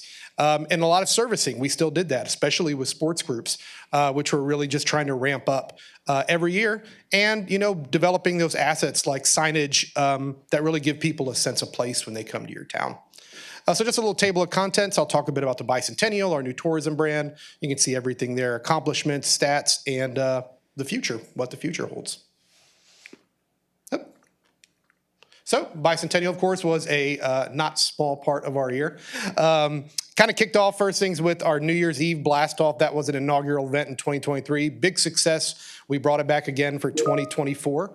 And this will be something that we do annually now. Actually, Parks and Rec and CVB are going to collaborate to where each one of us will take turns managing the fun family festival aspects of the New Year's Eve blast off. But it's a really great, safe, family-friendly event. I know the families really appreciated it, and it was well received. We had in 2023, we had a digital photo booth, music, face painter, all kind of fun stuff. I know all the 4 food trucks there all sold out. They were just over the moon about the event. And the fireworks with half-off fireworks were phenomenal. Of course, one of the most popular things we did that even got us a ride up in Texas highways was our Old Victoria trolley tours. We sold every one of these out within a matter of weeks. It didn't really produce a lot of hotel room nights because so many locals snapped up the tickets. Every tour sold out, all 22 seats. I just put a couple of cities there that you can see where people really came from, a lot of in the Houston area, as well as, locally we had, and those are all more than 30 miles out. We had also Goliad, Edna, Ganado, Yoakum, Port Lavaca. We really had people from all around attending it, and this is something that we plan to bring back and budget for the next fiscal year. Learn some lessons as far as, the trolley versus a shuttle bus, that sort of thing. And I really want to thank a shout out to Jeff Wright with Victoria Preservation. He led a number of the tours, most of the tours, a few occasions. I led a few of them and used what I learned from watching him. So they were a phenomenal asset for that. And every time we had a tour end, we just got rave reviews from everyone who attended. The historical street name signage, that project got done around the time we had our bicentennial on April 13th. And I know that Ashley had it in her presentation last meeting. That was one of the most successful posts they had. Had over 600 reactions, over 140 comments, that people really got people talking and really had a sense of pride. And not just our history, but our Hispanic heritage. And then we, had other ways to show off that history throughout the year. We actually still have those displays up in City Hall and working on getting those taken down. We had the Sword of De Leon on display, a bunch of other items that we got loaned from the De Leon family or the Museum of the Coastal Bend. As well as the De Leon carriage, which is actually in city possession. We rented a boat and storage unit to house it because Blanche De Leon basically told me I'm getting rid of this thing. Does the city want it or not? Otherwise, I'm going to get it to some other town possibly. And I didn't want to see that happen again. We've had things in our past like the windmill, et cetera, that kind of got let go. And I think people miss those things. So I didn't want to see that happen again with a really cool piece like the carriage. Possibly when we remodel the city hall, there could be a chance that that could be on display there, maybe down the road, a new visitor center, something like that. Could be some opportunities to display that, but long story short, I didn't want to lose that. And, you know, the community got in as well. The Bicentennial Crosswalk with the Victoria Fine Arts Association. We had, of course, bicentennial merchandise that sold out like hotcakes. We just got an order in a few weeks ago, so we've got some new ones in case everybody wants to relive the memories. Those sold out really well as our garden flags. And we still have a few of the other flags left. And I remember you, Ms. Scott, for noticing the typo on the first draft of those that we had. I still hang it anyway. You still hang it. Well, thank you. Christy did the rundown on the Victoria Day of Caring. Her and Liz did such a phenomenal job with that.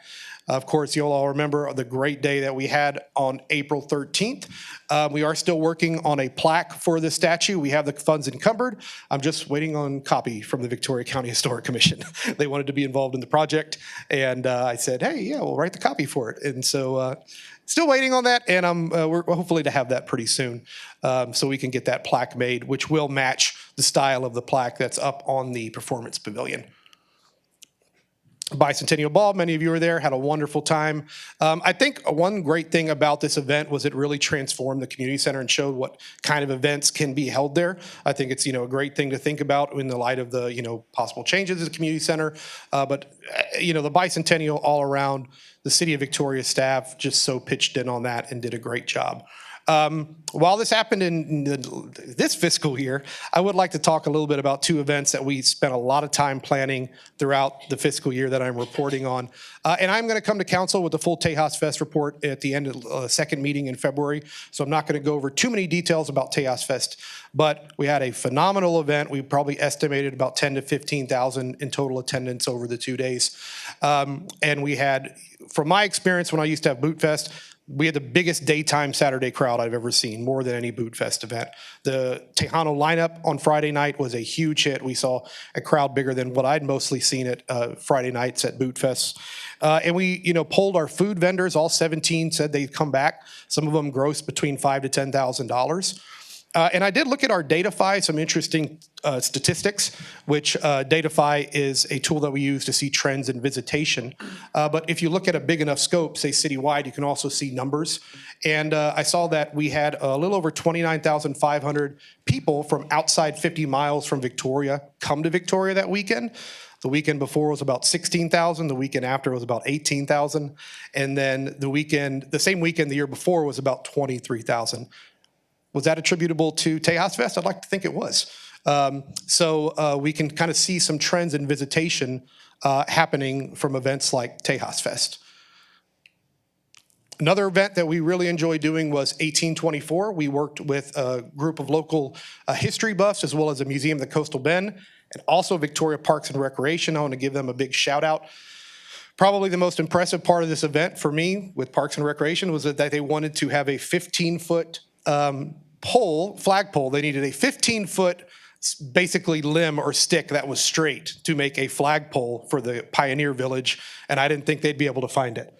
But somehow they did. So we had a flagpole out there. But this was a 2-day event. The Friday event had about I believe about 350 fifth grade students come from mostly area schools. And we rolled out the red carpet for these reenactors. We got the meals. They stayed overnight. We got security to guard their valuables. I mean, these guys came on their own dime. We gave them little stipend Visa cards. They're coming from different parts of the state, have thousands of dollars, I would think, of merchandise and historical muskets. And they told us that this is the best they've ever been treated at any kind of reenactment event that they went to. So that was something I was really proud of because they spent a lot of time and effort to make that special. And then on Saturday, the community came out, and by all respects, it was a really good event. Okay, so moving on from bicentennial, but to something sort of bicentennial related, is our new tourism brand. You can actually see all at your place on the dais there are some Discover Victoria tumblers. Those are your gift there. So enjoy that. We're really embracing the new brand. We love our new brand. It is so much fun. It's so vibrant. It really tells a story with the True to Tejas slogan, embracing our roots, our ranching roots, our Hispanic roots. And we're putting it on everything. So you can see, if you go to our website right now, It's much more it just pops off the page so much more than any previous versions of our site. As well as, we put, that's just a few pages from our new visitor guide, our Old Victoria driving tour guide, our visitor map, just to kind of give you an idea of how these, assets of ours have improved and are just more appealing visually. And we had a tourism brand launch at formerly El Paso's, now La Cantina. There's Michael there. And we had a wonderful time giving away items, and even a little prize wheel, and everybody kept hitting the silly pints, which were the most expensive thing, which I was like, how is this happening? But in addition to all that fun stuff, like our new branding and the bicentennial, we really kept up with the regular work of being a CVB. Liz does a fantastic job communicating with our special events. They really appreciate our ability to get them discounted rates for their attendees. You can see most of those are sporting events. A number of them are Hot Funds awardees. So really, when it comes to hotel room night drivers by events, sports is where it is right now for Victoria. We even go further with some events if they want it, setting up deals and discounts at local businesses. So we had a number of events take advantage of that. And we're still producing welcome bags for anybody who comes in and wants them. We're not saying, well, let me see your event and how many room nights. And if it's a family reunion, we want anybody who's coming to Victoria to feel welcome, right? So Bridget, our guest services specialist, does a great job putting those together. And sometimes we do full welcome bags, like you see with the 942 there. But then sometimes we give them items in bulk. They have their own bags, that sort of thing.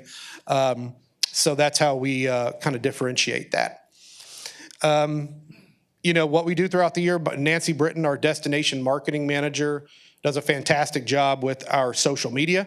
I just wanted to highlight about how we support local businesses. I went through our Facebook posts for that last fiscal year and saw all the posts related to just local businesses.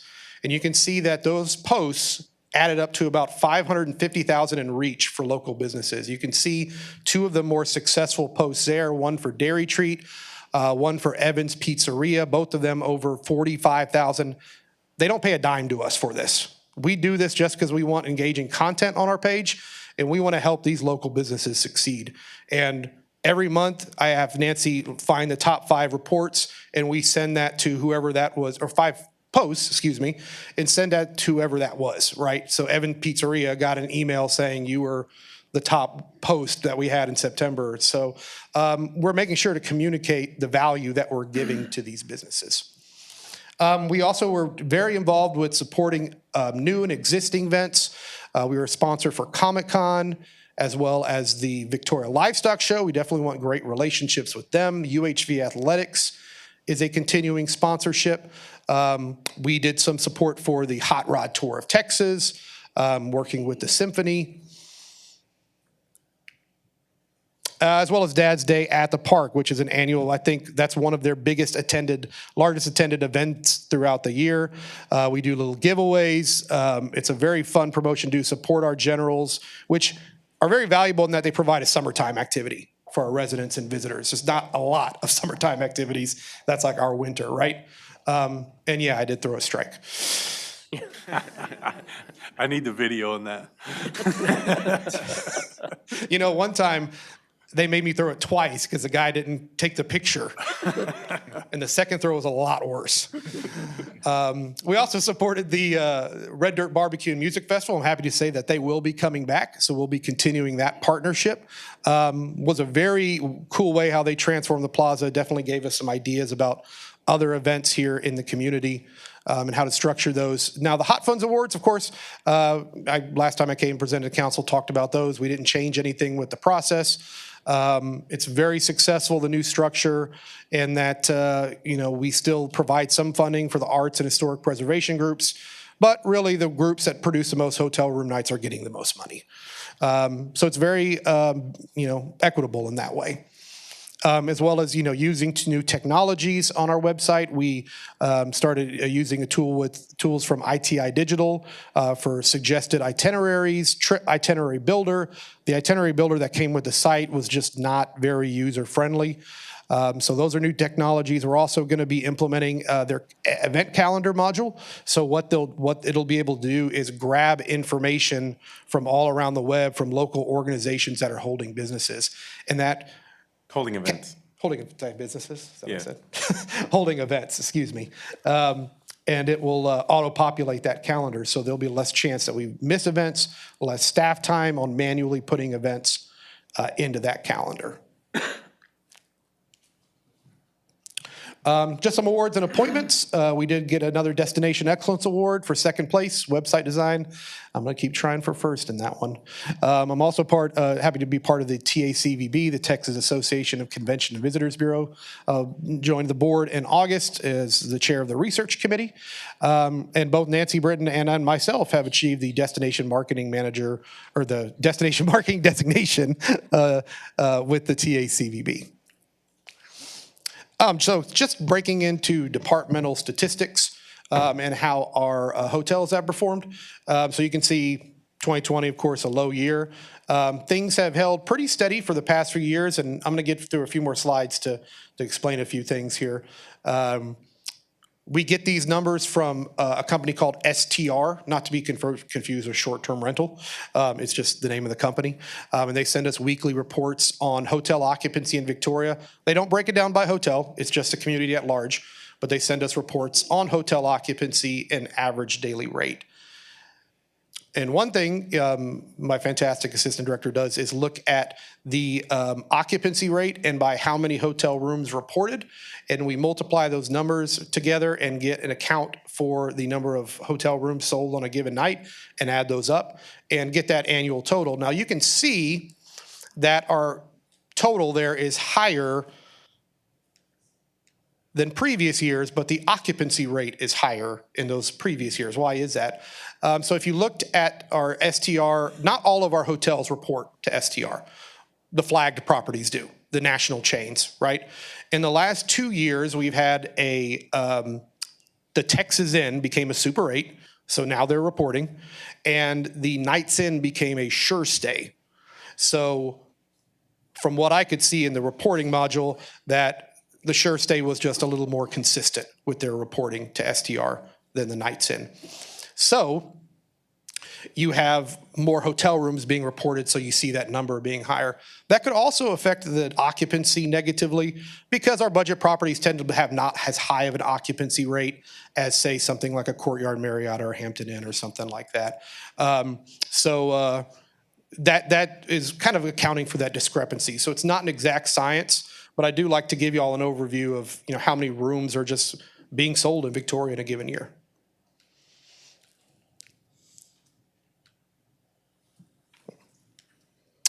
So just looking at some of our other performance metrics, had another banner year as far as website visit goes, hit the 160,000 mark, and we are on track to go more than that this year.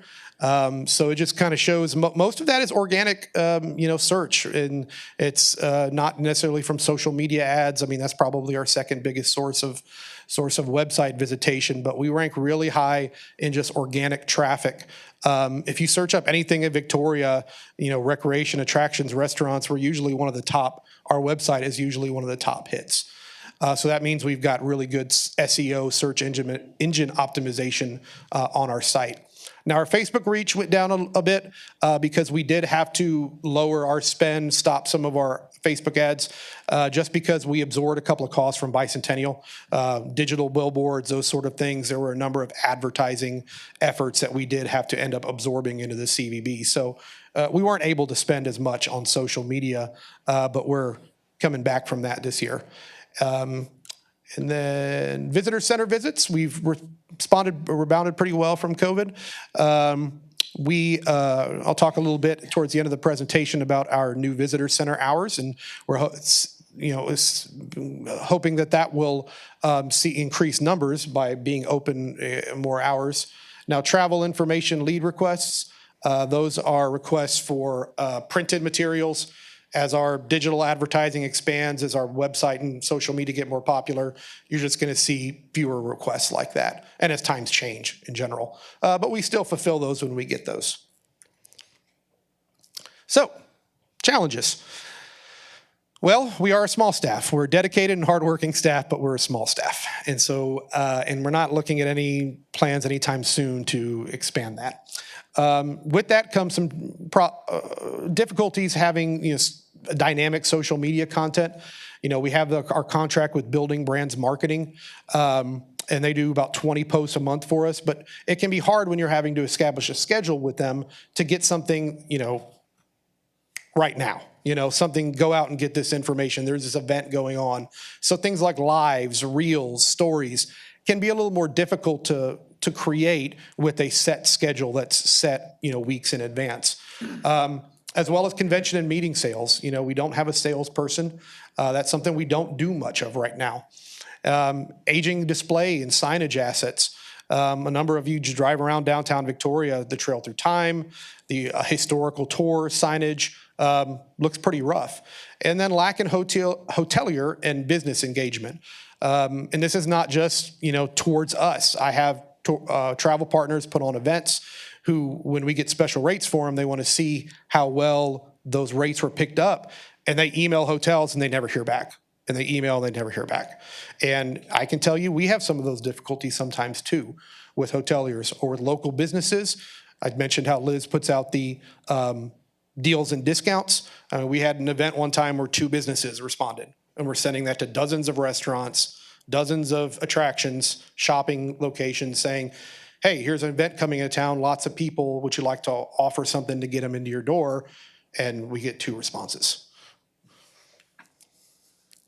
So how can we fix some of those things? Well, revising our social media content strategy with BBM, or greater use of embedded PIO staff. That would be a wonderful addition to our efforts to have that embedded city staff who can respond quickly and go get content for us in-house. As well as the convention and meeting sales, our plan is to divide those and develop a protocol between myself and the assistant director to create a more robust program for at least making efforts to bring conventions and meetings. We don't have a dedicated convention, meeting, hotel. There's not a lot of inventory, at the Victoria College Conference Center or the community center, but there's still some opportunities there. And then as when it comes to the signage, creating a standard evaluation and maintenance and replacement schedule. Right now, our process for that is driving by and saying, man, that looks really bad. It's not, we don't have those things in place to make sure and get ahead of the problem. So everything that we have out there is looking great. And then developing a local hotel lodging association. This would be an industry-led, so it's not something that the city is necessarily pushing. We'd be sort of a liaison advisor on it, but working with our lodging representatives on the Tourism Advisory Board to get this kick-started. We had the meeting at the community center in August. It was really pretty well attended, discussing the venue tax. We thought that was a great way to kind of see where this could go. So we'll be working with Raj, James, Brenda to be our cheerleaders to get that going. And it would be a regular meeting where hoteliers can engage with us. They can talk about problems that they're having, and they can learn about ways that they can use us to help their business. As well as creating a ambassador program, a business ambassador program, where we can get local businesses more engaged, and Liz is working on the details of that. There are some ways that we can, solve those challenges that we're having. So looking at the future. I'm going to stop you there for a second. Can you go back, please? Yeah. You may recall from Ashley's presentation, that we're spending a significant amount of money, outsourcing social media development, management, all sorts of things. And so when Joel mentions, taking advantage of an embedded PIO staff program, is that if we are successful at growing Ashley's team, then they're able to support, departments like CVP to a greater degree, so that we lessen the dependency on outsourcing that, right? And as Joe alluded to, there's benefits to having that in-house, specifically as it relates to the nimbleness of it, right? And that's huge. So I want to point that out. As it relates to the group sales, conventions, that type of thing, we need to be mindful of the fact that, if we do and if we are successful, at making improvements to the community center, we're going to have to look at adding personnel to help recruit and attract events. These things don't happen by magic. And so just because we are looking at building the facility doesn't mean that magically all the event organizers that get involved with rodeos are going to know it's there. Doesn't mean that automatically, you know, all these folks know that that's going on. And so we are going to have to be intentional with how we structure our personnel to coincide with a potential improvement to the community center so that we can look at maximizing the utilization of it. Because again, it doesn't happen by magic. And an example that I've given oftentimes internally is sports tourism and the youth sports complex. You know, when the youth sports complex was built, you know, to Councilman Butler's point, you know, it was sold as, hey, you know, there's going to be all this economic impact. You know, we're going to host more tournaments, you know, things of that sort. And it never probably played out to the extent that it was sold, because it's heavily utilized by local leagues and more local events. But that's because there really wasn't anybody that was actually out there trying to recruit, you know, external tournaments to come to Victoria. It was almost as if we assumed we build it, they will come by magic, and that's not how it works. And so we need to we need to learn from that, and we need to be cognizant of the fact that as we look to make improvements to the community center, we're going to have to either add personnel under Joel's team or the Parks Department to help ensure that someone's actively pursuing filling the spaces that we're going to spend money on. So just want to make sure I convey that, and I hope that makes sense. Great point, Jesus. Yeah. And so just looking to the future, I mentioned that the local hotel lodging association, as well as creating a short-term rental registration program. These are Airbnbs, Verbos. We only have about 10 to 15 here in this community. And we're being very intentional and very careful with this process. It's a very sticky subject for a lot of communities, especially ones that have a lot of Airbnbs and Verbos. And talking with the fire marshal and legal department. And we also have some communication with Airbnb, and some of the ideas that I've communicated with them, and their response was, that sounds like the right approach. So we're being very careful with moving slowly with that and make sure that we don't want to rock the boat too much on that one. But it is something that has been brought up by our tourism advisory board. Those folks who have bed and breakfast, traditional bed and breakfast, you know, how are we going to have these short-term rentals? Paying hot taxes, that sort of thing, you know, when we need to as bed and breakfast, right? So that is something that we have our eye on, as well as I mentioned, our need for more robust social media. This is more of a continuing effort, but sales and support for sports tourism events. You know, not only is it important to get these folks here into town and have events, but we want them to keep coming back. We want them to feel welcome. We want them to feel like Victoria is the best city they've been to. That it requires the things like the hotel special rates, the deals and discounts, welcome bags, VIP baskets, all that kind of stuff that make them feel wanted in our community. One of the new initiatives too for the CVB is that we'll be managing the fireworks procurement for the July 4th and New Year's Eve events. We will be approaching council with a contract possibly in the future in the coming weeks. We did go through the bidding process for that, and one of the challenges we always had with July 4th and New Year's Eve is every time there's an event, it's bid out each time, right? So there's benefits to having a known quality provider who knows Victoria, knows the sites, and can provide a quality show every time. So instead of this just one-off bidding it out every time there's an event, developing a long-term contract with options, of course, to keep it flexible for our fireworks events, which, of course, July 4th is a long-standing tradition, and New Year's Eve seems to be something that the community really loves, and we're going to keep doing. As well as I mentioned, the aging signage, so new directional signage for Old Victoria Driving Tour, as well as refreshing our Trail Through Time displays. That'll be something we'll be looking towards implementing into the new budget request. I'm very excited about this, the new visitor center hours. We're actually having a soft launch of that this weekend on Saturday. Bridget will be working her first shift. So we, you saw in that first picture of the staff, installed a transaction window in the foyer of 700 Main. The double doors there, inside the wood double doors, put a magnetic lock on those. So the visitor center will be open with that transaction window on Thursdays and Fridays from 5 to 7, and then Saturdays from 10 to 3. And Bridget is we changed her schedule up a little bit to accommodate for that until they'll keep her at full-time. And then she'll be tracking how many people come in during those after hours, right? Who come in on Friday or Thursday or Friday evening, as well as Saturday during the day. So we can see how that compares to our regular numbers.